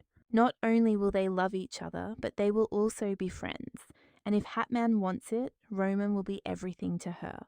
Her own words came to mind. The lamb advised Emma to imagine something more, kisses and more. The maiden asked to hug the guy just once. It had been a long time since they had been so similar. The man promises again that his feelings will remain unchanged, but the lady notices that he has changed too. The hero behaves strangely when he arrived at school. If he has something to say, it's better to do it as soon as possible. He pretends not to know, not because his feelings have changed, but because something really did happen to him. The young man tearfully promises that it won't happen again, and that he will only be able to tell her when they are engaged. Lucy laughs softly and reassures him that whatever he tells her, she will forgive him anyway because it will be better for all of them. She won't pressure him, but she would be grateful if he told her everything in advance because she wants to help. The young man is in despair because it turns out that his brothers advised him to do just that, to try something new. The wolf should have told her everything earlier. He had started thinking about marriage from the moment they first met. The hero always wanted to be with his beloved, but the blue-eyed girl had long thought that her friend liked someone else. It was very late outside, and the young man was about to go home. Before leaving, he hesitated, thinking that if his feelings changed, he wanted to leave them on paper just in case. The woman nodded and promised to bring the letter, reminding him of everything he had asked for. When it was all over, the girl handed him the envelope, and the blonde quietly asked if he was that pathetic for asking for such a thing. It was better for Roman to stop worrying and go home to get some sleep. The girl said that something was stuck to his nose and asked him to lean in. When the hero was close, the girl gently kissed his nose. The wolf froze. He hadn't expected that, and it felt good. Lucy said it was time to go home. The boy asked again and began to wag his tail, but of course he was refused. The girl sighed. The carriage drove away, and she still couldn't believe it. It must be true that a relationship had begun. Early in the morning, Roman came to the house and suggested that they always ride to school together. At first, the brunette didn't understand why. Her leg had healed, but this was something people in relationships usually did. In the carriage, the young man asked if the lady was cold, and she simply nodded. The hero shouldn't have to drive to her house all the time, but he assures her that everything is fine, since he has to get up early anyway to do his exercises. When he has to skip his morning workout, the hero feels completely different, uncomfortable. The girl is nervous that if he is so kind from the very beginning and then his attitude changes, Lucy will be the one who gets hurt. The blue-eyed girl sadly lowered her head. She doesn't understand why she thinks about the bad when everything is fine. The hero seems to know what the lady is thinking. He promises that everything will be fine. The woman will never regret her choice. The girl sees the guy's hands shaking, and it's her turn to calm him down. She will never regret it because she likes the wolf. The young man behaves strangely. He becomes the most important person. Smiling, Baskerville offers to have lunch together. When the girl arrived at school, the first thing she did was tell Emma the news. The girl's initiation did not deceive her. She knew that this is how it would be. The rabbit hugs her friend, asking how she is being treated. The woman wants to know why her friend left Lucy and went to the ceremony alone. The snake arrived just in time and reminded the lady that their acquaintance was the kind of person who could not be dragged out of the house unless there was a fire. The lesson began, and the woman couldn't understand whether the young man was telling the truth. The flames flared up because not everything was peaceful, but she had to chase away her fears. Roman burned everything he had to the ground, and to this day Lepidi does not know how she could have fallen in love with the young man. At lunch, the hero asked why everyone was staring at him, and the blue-eyed woman said that what was happening was inspiring. The realization that everything had ended well made him smile. Standing up, the wolf asked to sit down next to her, and she allowed him to do so. The man placed his hand on his beloved's palm. Relationships are complicated, but they could have started after the wedding. A lot of time had passed. January had turned into February, and the girl asked Roman not to do what he was about to do. The young man wanted to buy a ring for Rosalind's birthday, but on second thought it would be all over the newspapers, so it was better to be careful. The couple had not been dating for long, and the blue-eyed girl wanted to celebrate quietly. She promised to cook something delicious if the hero came to her. The young man did not believe that he had really been invited, and on the way there, the girl asked if he could eat vegetarian pizza. The main character nodded and promised that he would bring lots of other tasty treats with him. Emma ruined the mood. She didn't believe that Lucy would so easily invite someone she had been dating for less than 6 months to her home. The girl began to understand why the hero was so worried. They would meet tomorrow, and she was scared to think about it.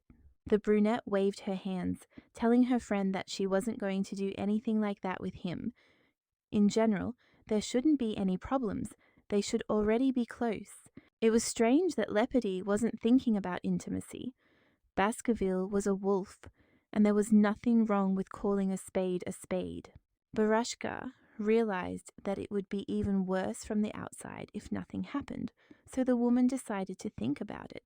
Dinner time came unnoticed. The maiden set the table, but she felt as if she wanted to run away. She didn't know if they would have to kiss, and maybe not only that. Someone rang the doorbell, and a young man with a bag was standing on the doorstep. At first, he thought the lady was not happy, but she quickly took him inside. The evening went on as usual. Hatman behaved calmly as always, trying not to show that she was nervous. The man fell silent until he said that he really liked Lucy very much, and she nodded because she felt the same way. The young man leaned closer and kissed the girl gently. They enjoyed it, and the heroine thought that friendship would be enough, but she was wrong. The girl asked why he was holding her waist, and the boy laughed as he pulled away. Lucy was being very sweet.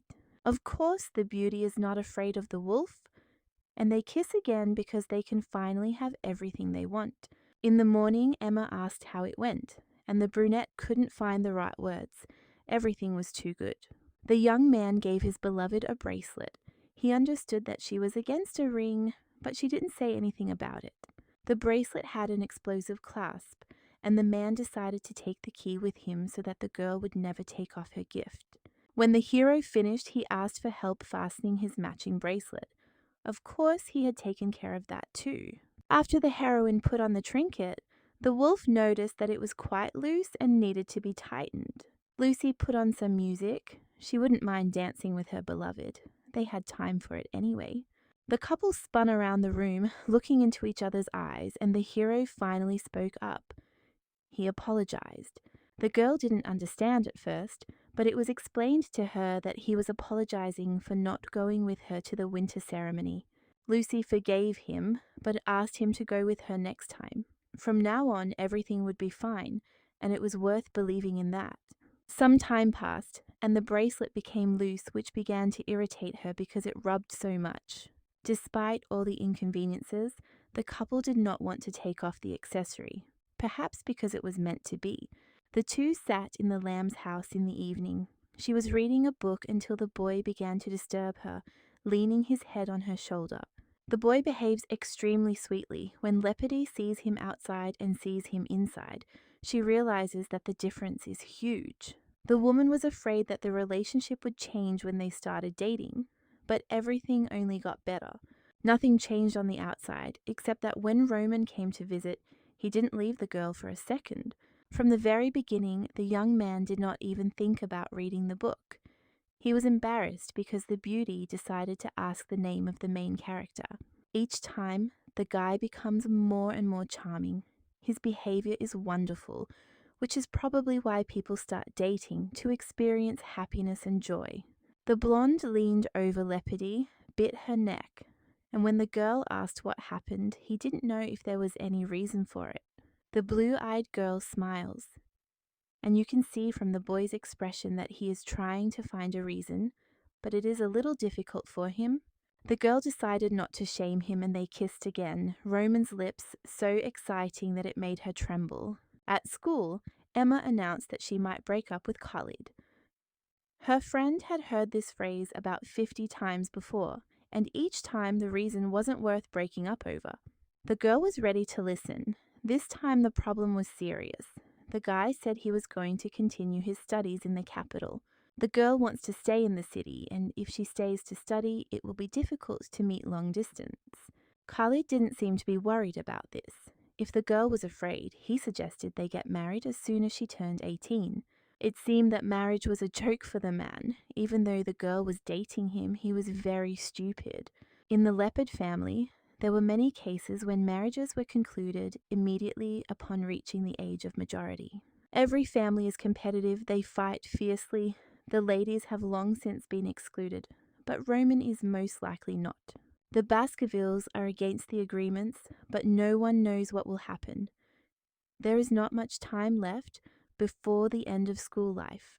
The good times ended quickly, and the girl wanted to always be close to him. She wanted nothing to change between them. Lucy hasn't thought about marriage yet.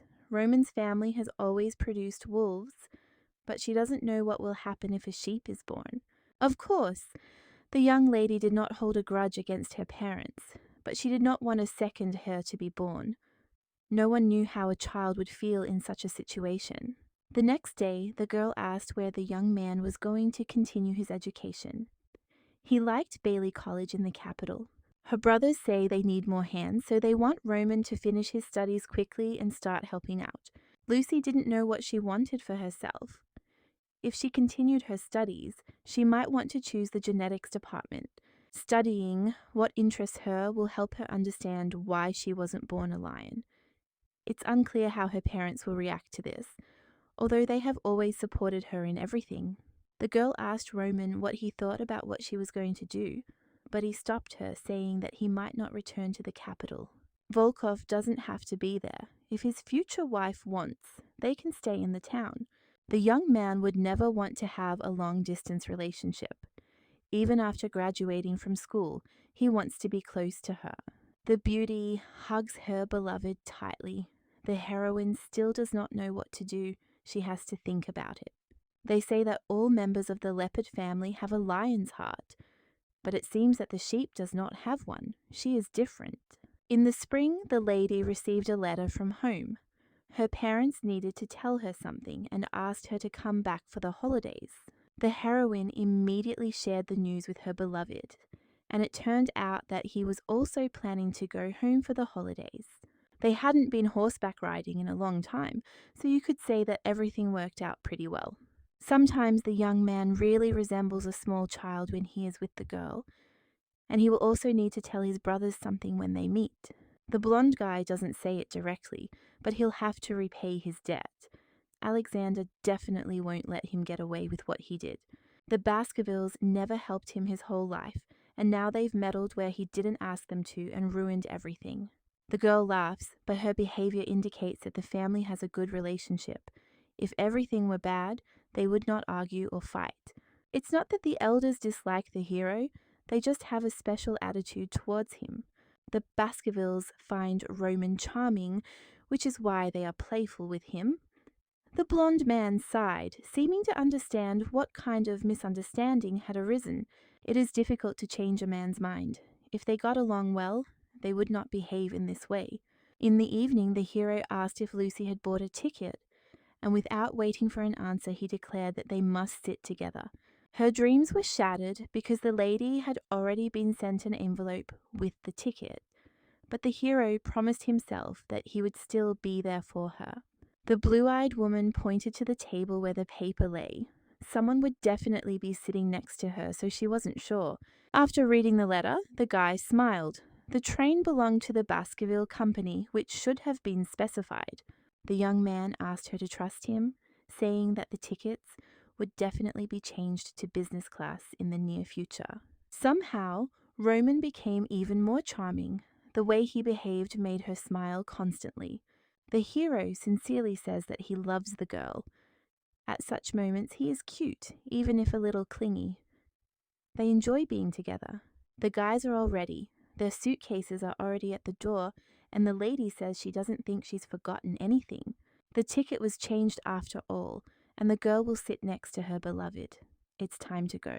On the platform at the palace, they are met by a whole squad of servants. The blonde man greets the gentleman and offers to show them in. A little earlier, the girl asked what seats had been reserved. She wanted to leave without anyone knowing.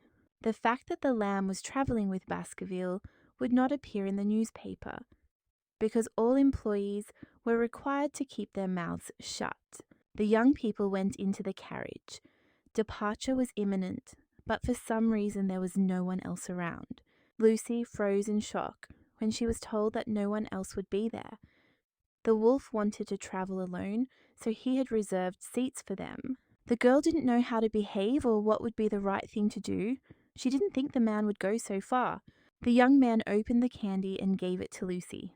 She chewed it, thanked him, and the train departed from the platform. The wolf continued to ask questions. He wanted to know if his beloved was hungry. Perhaps she would need more food. Then the hero decided to massage her hand a little, his eyes constantly asking if he was doing everything right. The beauty rested her head on the young man's head. In fact, it was very good that they were together without anyone else in the car. The girl asked if the young man was going to take a nap during the day, but he didn't understand what she was talking about. The blonde must have been tired after picking her up, and the heroine handed him a mask she had sewn herself. The wolf didn't want to sleep, but he wanted to put on the mask. When he put it on, he felt strange. A few hours later, the train arrived at its destination. It was time for Lucy to wake up, and he suggested they go on a date before returning to his father's house. Nothing had changed in the city. A new pastry shop had opened, and the young man wanted to go there with Leopard. It seemed that something had changed after all. The place really was magical. A little later, the guys gathered at the racetrack. They hadn't been horseback riding in a long time. Lucy looked beautiful in her uniform. Wolf said that he had been practicing and now he was firmly in the saddle. Apparently, it took him a lot of time. It would be better to visit the racetrack more often while the guys were in the capital, and the girl was all for it. After they got into the carriage, the main character asked his beloved if she had enjoyed everything, as they needed to stop at one more place. The man took Lucy to the place where they first met. The hall was empty and the balcony was unchanged as usual. The only thing that had changed was that their eyes were no longer at the same level. The young man had grown a lot since they first met, and from that moment until the last, Baskerville had liked the girl. The romance is honest and sweet, which makes you love it even more, and the beauty is happy to be with such a person. Starting from that very balcony, the couple went around in circles, but now they were finally together again. At dinner with her parents, she was asked many questions. She met wonderful people, and she has no complaints about the school. The head of the family asked her to invite one of her classmates. The lady nodded, and Khalid will be the first to arrive. Emma is a different story altogether. The beauty still knows Lucy by the surname Hatman. In the evening, someone knocked on the door. Louis was standing on the threshold. The girl poured him some tea and invited him in for a chat. The boy asked if everything was okay with his sister. She nodded. Her friends were sensitive and cheerful. Quite nice guys. The blonde boy looked down sadly. The lady liked this life even more than her past. The woman couldn't imagine that going to school could be fun. After a short silence, Louis abruptly asked why the girl had gone on a carriage ride with Baskerville. The young man wanted to know the truth. He had seen a bracelet that was most likely a pair, the second one belonging to the wolf. The boys met 2 years ago. A friend turned up at school. Louis shouted he lost his composure. The blonde cannot be trusted. From the very beginning, Baskerville tried to secretly get the beauty. No one in their right mind would move from the capital to the provinces. It wasn't Roman who grabbed the girl, but she who caught him in her clutches. It was a sincere feeling. She really liked him. The blonde looks upset. Perhaps his sister decided to play at love. The relationship is not that serious. The girl asks what has come over the young man. If there is no sincerity, it is impossible to even start dating. Leopard behaves this way because he cares deeply about the beauty. He is worried that his sister will be hurt. It seems as if no one is thinking about the girl. It's not that Roman is bad, it's just that they have sincere feelings for each other. Lucy feels strange. She knew she shouldn't have come. She understands that it's wrong. Everything ended badly. The brunette's life couldn't have turned out well anyway, so this is a chance for her. Not everyone can sincerely love someone like her. Louis didn't look at his sister objectively. She was his family, so he didn't see the problem. Seeing that a member of the leopard family looks like a sheep, no sane person would agree to such a thing. All the worries shouldn't fall on the girl's shoulders. No one knows what will happen next. Happiness can crack. Louis did not mean that he should immediately break off relations with Baskerville. At breakfast, the girl briefly mentioned that her brother had decided to go talk to Roman. The boy has a soft heart and is very kind, so there won't be any problems anyway. The girl seemed to have reassured the boy, so she thinks everything will be fine and there is no need to worry. Men are always able to find common ground with each other. Louis arrived and said hello. It was their first meeting, so the girl introduced them to each other and the blonde man nodded his head. An unpleasant atmosphere hung in the room. The girl seemed to be standing between two aggressive animals. Roman smiled, asking what the woman's brother would like to eat. It was hard to believe that the young man was only 15. He behaved very menacingly. When he came home that evening, the blonde fell onto his bed. If he thought of it as a rehearsal for the official meeting with Lucy's family, the main character was terrible. Louis asked the strangest questions, constantly trying to provoke an emotional response. At the end of the meeting, Leopard gave a small gift in an envelope, and the protagonist was afraid to open it. The man put the money for his sister's bracelet and added a few bills on top, ordering him not to give gifts that were too conspicuous. Wolf had no idea what to do. All this had led him to a dead end. The girl made a scene with her brother. He behaved strangely at dinner. He shouldn't have treated her man that way. Leopardi thought he was being extremely polite. The blonde couldn't speak confidently. But the situation with Roman following Lucy gives him the creeps. His sister would figure out her own life anyway. She really liked the wolf, and he was incredibly sweet to her. Louis still didn't see a problem. It was normal for him to show concern for someone he cared about. The wolf is special. No one in the leopard family had ever tried going vegetarian, but he did. As his brother said, no one would follow a friend to a school in the countryside, but Roman did. At the very beginning of their friendship, the man even folded origami with the girl, trying with all his might to win her affection and become friends. These traits in Roman's character make it clear that she is truly happy. Louis didn't like the statement. He believes it is unfair to compare his family to a wolf for some reason. The man has no need to eat grass, but he does it anyway, just for his girlfriend's sake. The girl does not understand how a person like Baskerville can exist in the world at all. Her brother still asks her to meet someone else to be sure, but she refuses, as the heroine will never love anyone as much as she loves Roman. The man remains of the same opinion. He is sure that there is someone in the world who will love the girl more than a wolf. In the evening, the lady thought about Baskerville. She understood that he was probably upset and that she should have scolded her brother back in the cafe. Someone threw a stone at the window and almost hit the girl. She noticed her beloved below. The first thing the heroine asked was how the young man had ended up in a forbidden place. Of course, she liked what she had, but still. In fact, the wolf was just lonely, and the young man was sad because he couldn't have a normal conversation. Despite everything, he wants to get along with Leopard because he is Lucy's family. The blonde man no longer wants to hide the fact that they like each other and are dating. He wants to tie the knot with the beauty. The hero took Louis' visit seriously. He wanted to look a little better in his eyes. The beauty listened silently until she said she loved him. The wolf blushed slightly and asked again. The girl wanted to say it while she had the chance. She remembered Leopard's words. She wasn't sure if there was anyone who would love her more than Roman. For her, there was no tomorrow. Lucy pushed the guy onto the bed. He certainly did not expect such a turn of events. He could not even imagine it. The hero had come for a completely different reason, but now it seemed that everything had taken a different turn. Leopardi asked him not to move, promising that she would make it pleasant for him. What was happening seemed unreal. In the morning, Roman was asked where he had run off to during the night. He didn't know what had happened this time. The young man sat with a glassy stare, asking if they would take responsibility if he suddenly got pregnant. Harold understood without words what had happened. The blonde continued to mumble something, but this time about the hull. Lucy remembered last night, the man saying how beautiful she was, but the girl herself didn't see anything special. The girl didn't have a lion's heart or courage, and she wondered if Emma had any doubts when she started dating. The brunette decided to go to the post office because she remembered that a letter from her friend might have arrived.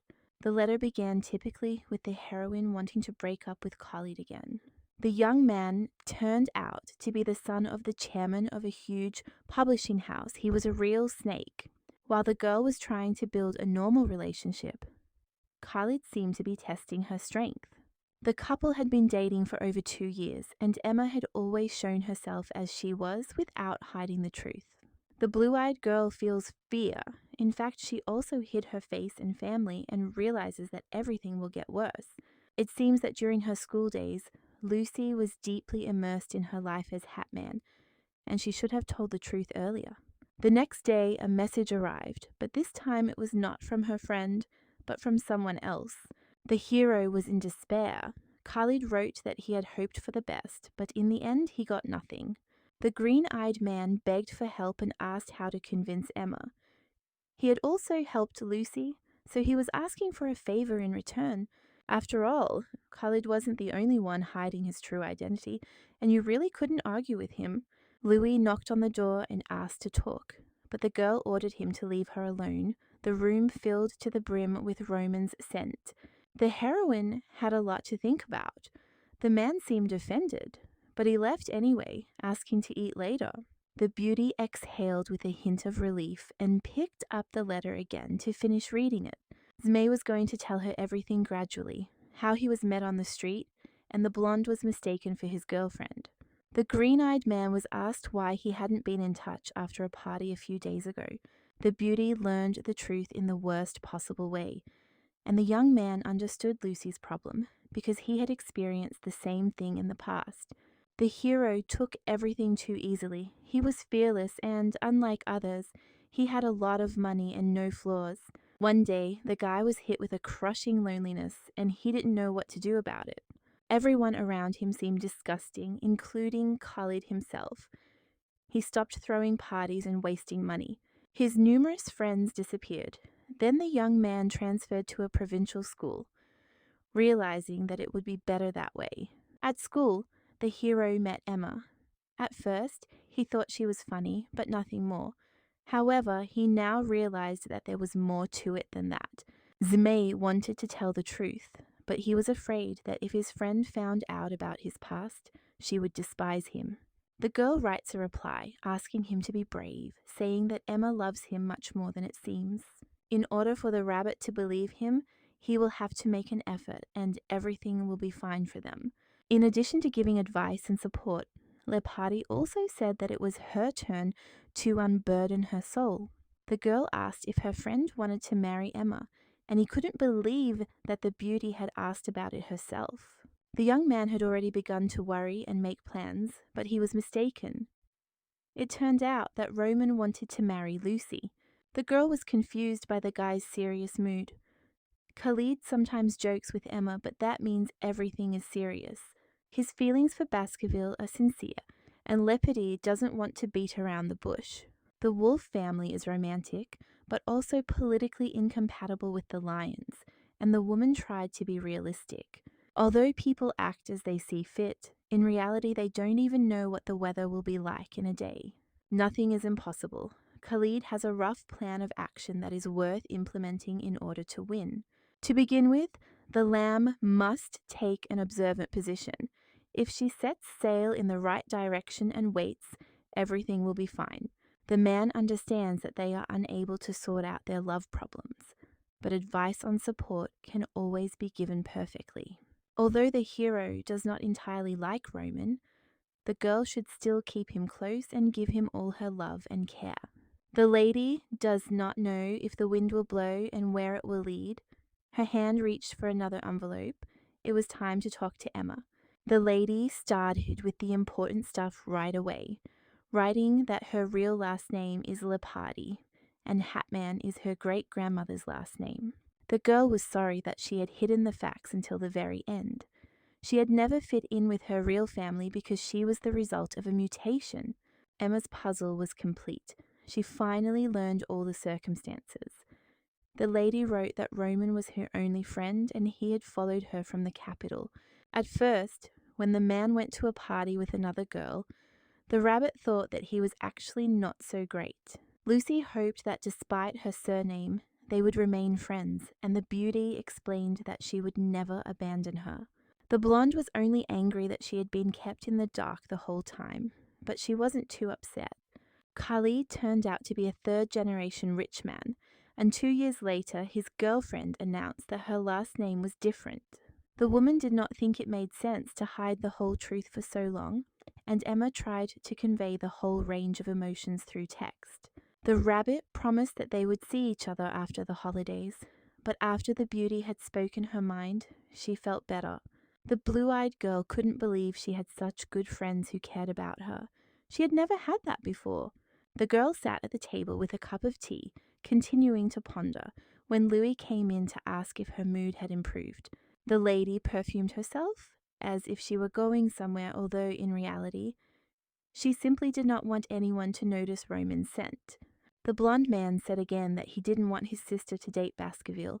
She understood, but she still couldn't do it. Lucy loved her family, but there was a big wall between them, and she always regretted that they couldn't become one. The heroine's great-grandmother was able to defend her love for her grandfather, even though her family was probably also against the marriage. She wanted the same with Roman for everything to be fine. Evening comes, Roman is getting ready to leave. He says goodbye to his brothers, who ask him not to stay until the end. Baskerville gradually becomes the same as before, and Harold disagrees with Alexander. The blonde man does not know who fathered his brother. In his opinion, there is no one in their family who resembles him.